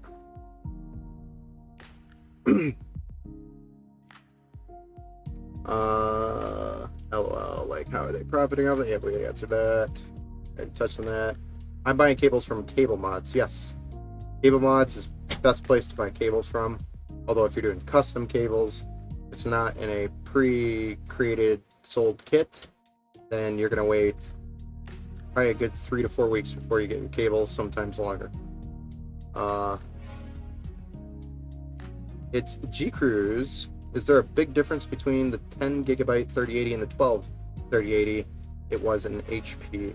So yeah, HP probably manufactured their own parts, which probably reduces the overall cost of the build, which then they probably have multiple, like, huge manufacturing contracts with manufacturing facilities that are able to manufacture their parts really super cheap. Now back to your question, 10 gig versus 12 gig. I'd say there's like a 4%, maybe 5%, maybe a little bit more difference between the 10 and the 12. It's not that great. I mean, just got more VRAM, I think, is all it really is. I think the clocks and everything else are pretty much the same exact thing, isn't it? It's like they could not sell enough 3080 Ti's, so they took the build out for the 3080 Ti's, left the 12 gigs of VRAM on there, and made them 3080s. I think that's what happened. Honestly. I don't know any other reason why they would have done that. It doesn't make sense, man. Would you recommend the 3080? Yeah. I mean, personally, I have a 3070 Ti in my rig, and that's because I only play 1080p, and 3070 Ti is gonna give me whatever amount of detail I want in 1080p, running at 165 frames per second in pretty much every game. So, running, 2K, 4K, 3080 is really what you need. 1080p, probably 3080 is overkill for 1080p games. So it kind of just depends on your resolution. I paired that with a Ryzen 7 5800X. And I'm actually streaming off the same rig right now. So, which is on the other side of the room. If you follow 50 feet of cable, you'll find my computer, which is my other screens, cameras, microphone all over here. My setup's kind of crazy. I would show you guys, but I think some of you... It's messy. Yeah, it's messy. Right now it's messy. I'm not going to show you. Not right now. I'd have to clean it up. So the 5800, the Ryzen 7 5800X is what I paired it with. And it's time for our 750 gold power supply. All right, gold.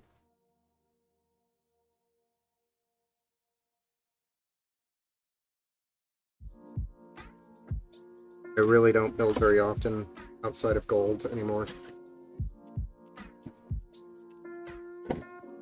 I would have been surprised if it wasn't gold.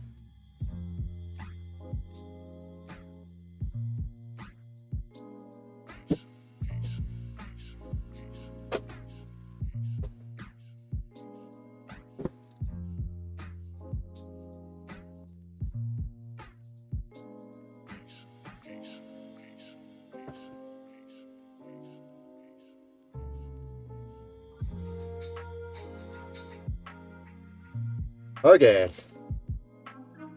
Okay, LMO, gotcha. I'm currently with the 2060 i7-10700, but I need an upgrade just browsing the market right now. I just have no clue what I want, man. I'm so indecisive. Yeah, I hear you. I mean, honestly, if you can wait a little while, wait for AMD's new release. And wait another minute after that too, because we want to allow them to release this brand new socket, which we all know is going to probably have a problem with this brand new motherboard, brand new CPU. So give it a couple months after its release. They'll have BIOS updates out to fix all the problems. But I mean, you could wait a little bit and really do it. You know, really do an upgrade, a big upgrade. That's coming up, I think, in the next like 6 or 8 months, something like that. Very soon.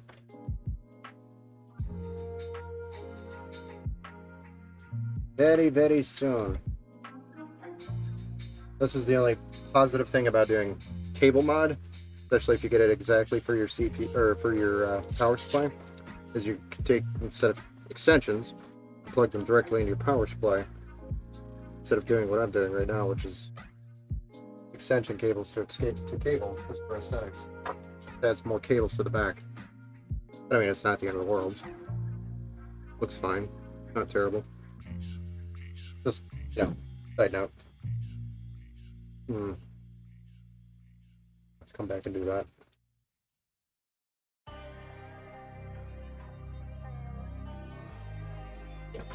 But the cable mod cables are an extra cost, for sure.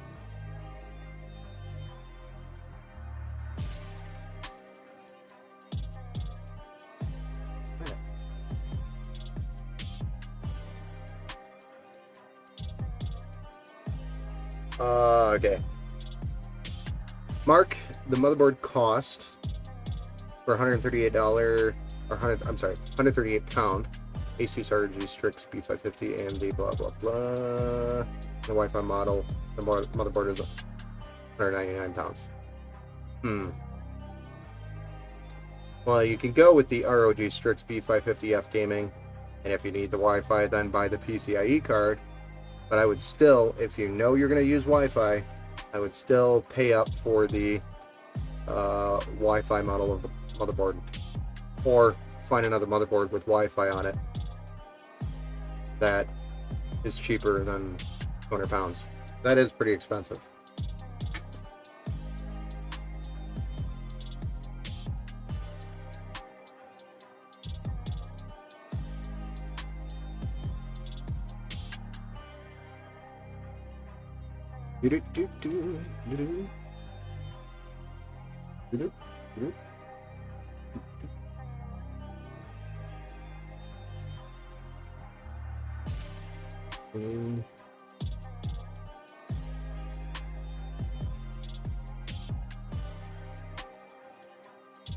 Uh, 4080, 4090 should be coming soon, yes.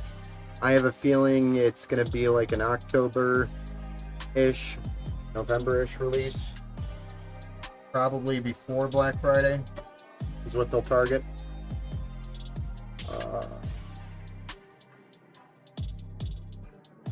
Yeah, I want something that'll last me a while.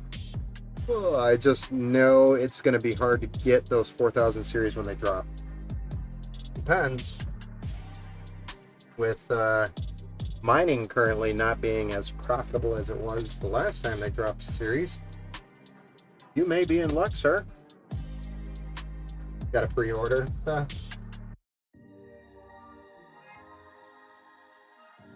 That's probably not a bad idea as a pre-order.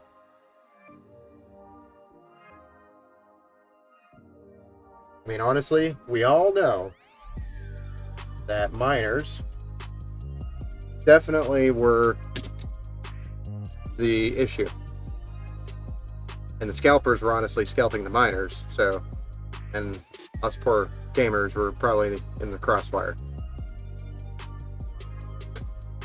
Because a business was being created from a business. Money was being made from making money, so to speak.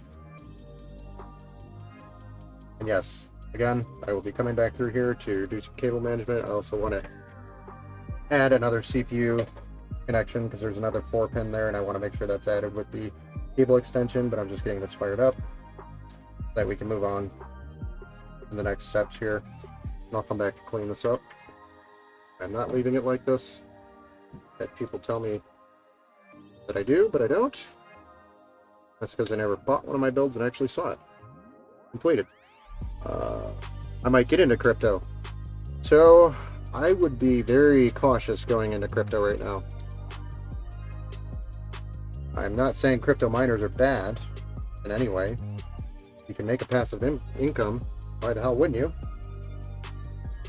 If you look behind me, behind my head, you may notice a miner up there on the shelf. And that's because I also build miners because they were profitable. I was making more money building crypto miners than I was making or building gaming computers. And I built probably twice as many GPU miners than I did gaming PCs. And sad to say that, but that's how it was. But I did buy the scalped cards for the miners because that's all you could get.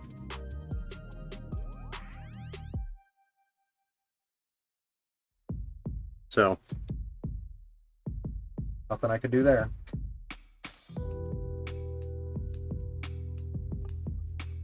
But let me tell you that cryptocurrencies are dwindling. There's no real money being made right now. It is a dying breed at the moment. At least that's what it feels like. It'll probably come back around, but I think it's going to take time. And if you don't feel like investing, I mean, it would be probably a good investment now for 5 years down the road. But if you don't feel like investing and waiting, you're not going to get a quick return right now, I guess is what I'm saying.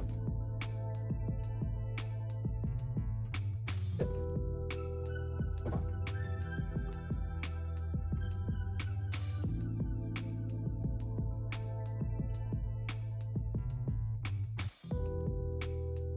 I might use the opportunity to get 3080 when the price drops, if that does. Yeah, I mean, 3080 right now you can get for like $850, whereas 2 or 3 months ago it was like $1,800.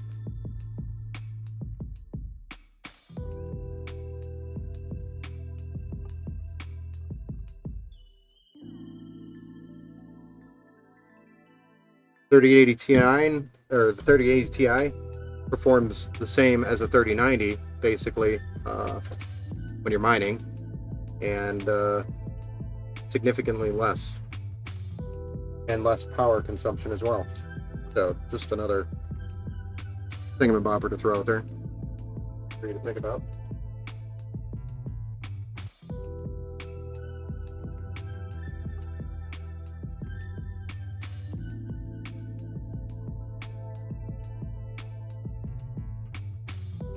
But yeah, gaming PCs, crypto miners, IT networks or business networks. What's all going in this current build? This build is a Ryzen 5 5600X.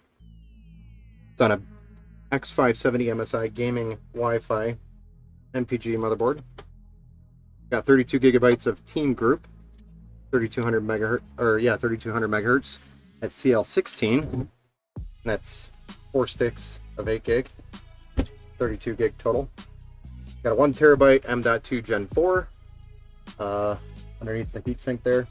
MSI RTX 3060 Ti Gaming X, and we've got a Deepcool Castle 360EX addressable RGB cooler with a 360 millimeter radiator, 3 120 millimeter PWM addressable RGB fans, and a total of 6 PWM addressable RGB intake fans. 3 being here vertical, 3 being here on the bottom, full intake. Along with our white and black extension cables and our EVGA 750 watt gold power supply, semi-modular. I thought I had modular, my bad. We're also using Thermal Grizzly as our thermal paste underneath the block. And we're building in the Leon Lee 011 Dynamic Black. ATX mid tower with 2 tempered glass side panels, front and side. Great for extreme airflow. That's what we're building with.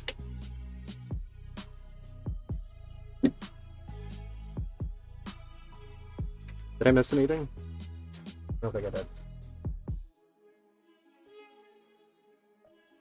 I'm going to plug her in and we're going to fire her up. Are you ready to see this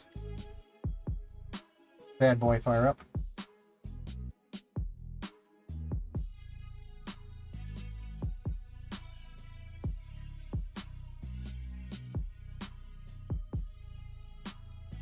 Let's got the lights. Also, question. Wait. I might get Wi-Fi 1 because I need to access the internet and play online with players. Yes, get the Wi-Fi 1. Also, question: can you extend more storage of an SSD if I want to get more mods or get mods? So you can't extend the size of an SSD. That's why it's always best just to get the biggest one that you can get to start out with. You cannot extend it. You can add more storage, but it's going to be 2 separate drives.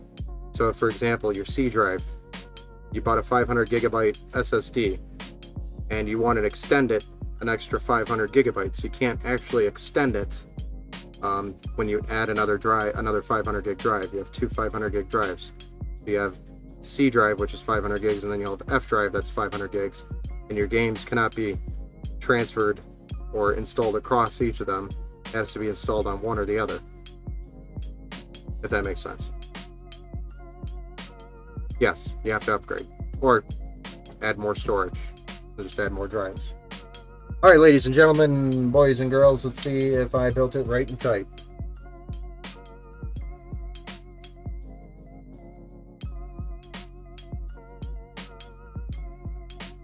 Whoa.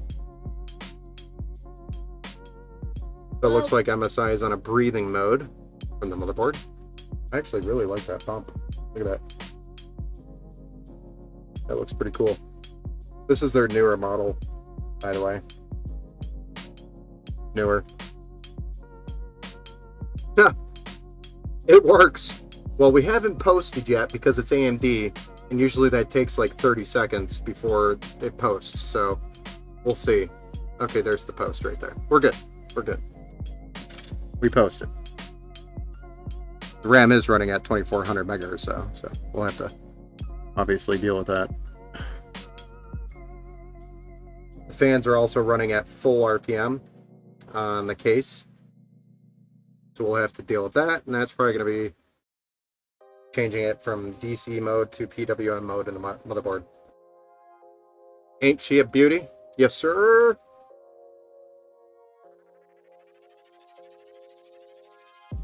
see if I can get some views here. We'll have to play around with some of these cables without chopping my finger off or busting a fan blade off. I don't know if I'm a fan of this new, like, this looks cool. I don't know. I don't know how I feel.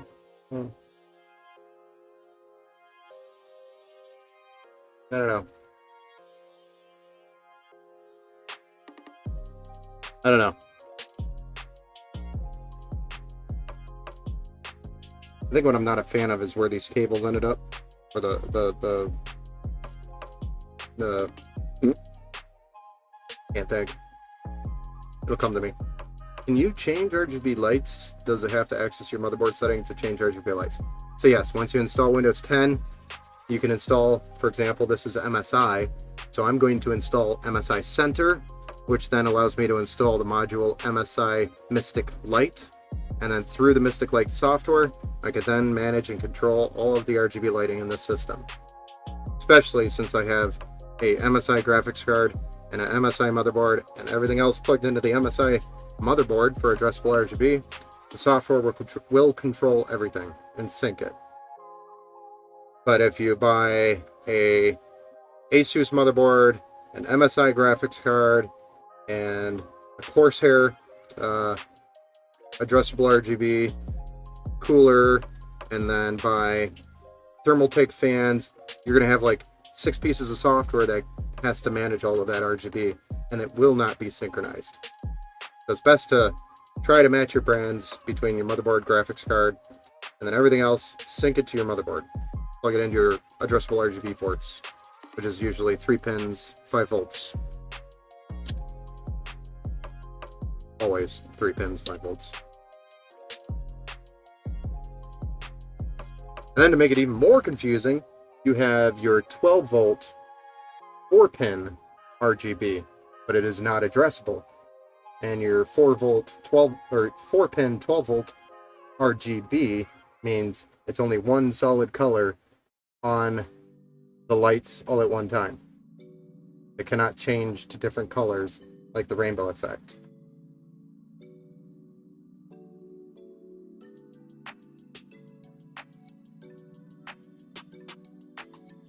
That is, you know, the addressable RGB is probably the more preferred, the ARGB 3-pin 5 volt, and it is becoming more of the standard, and I'm actually seeing less 12 volt RGB pins on motherboards now. Would you say it's G-Cruise? Would you say that a 750 watt power supply is comparable with a 3080, or would I want to go higher? So generally when I do a 3080, I am always building with at least an 850 watt gold. But of course, I'm usually building in a case like this with all this RGB and all this extra power being drawn. But I also want to make it so that if they ever upgrade, they have a little bit of wiggle room. So between 850 and 1000 watts is usually what I'll build with on a 3080, depending on the budget. But 850 would probably be the minimum. That is my recommendation.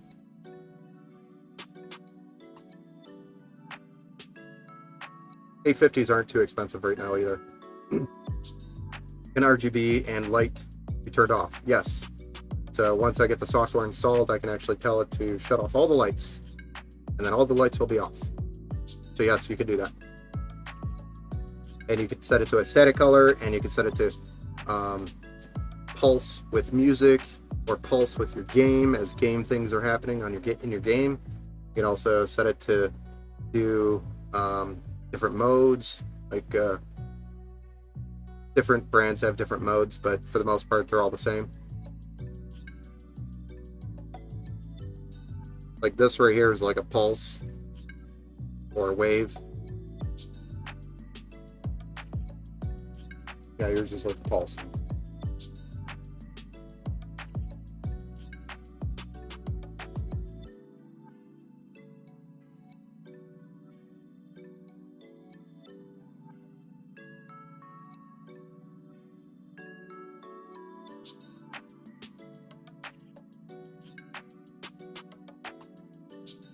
But ladies and gentlemen, I present Robert's new gaming PC.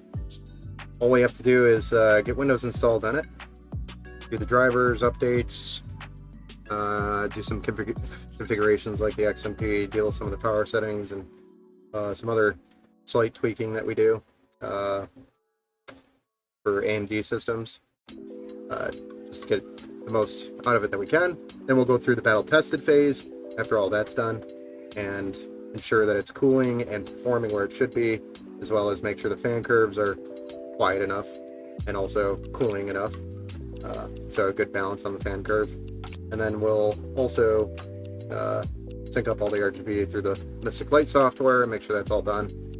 And so it's literally, he takes that out of the box, he has to plug his graphics card in, because this will arrive with the graphics card uninstalled, because it will get damaged in shipping.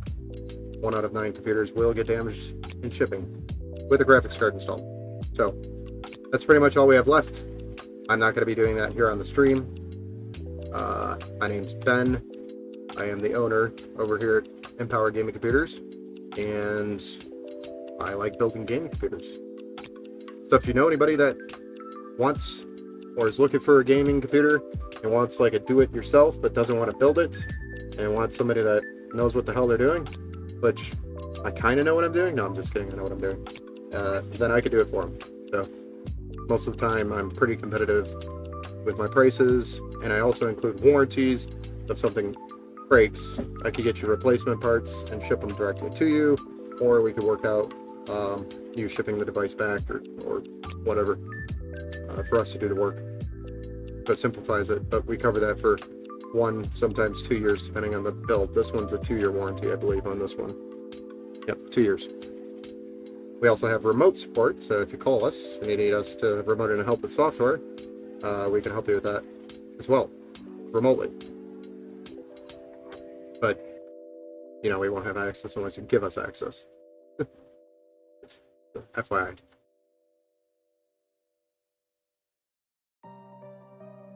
But anyway, again, like, share the stream. It helps us out as we grow. Spread the word. If you know anybody that wants a gaming PC built, we can do it live on the stream here. And thank you for everybody who followed and liked the stream and hung out with us throughout the night. It's G Cruz, Mark. You've been here from the beginning of the stream. I appreciate you, sir. Mr. Duck, I appreciate you as well, stopping in and hanging out, chatting it up. All 3 of you, thank you. And then everybody else that has liked, shared, and followed today. Anyway, have a good evening. And if you're in the UK and it's not the evening, I'm sorry. But over here in the United States, it is the evening over by Detroit. Have a good night, guys. Catch you on the next stream.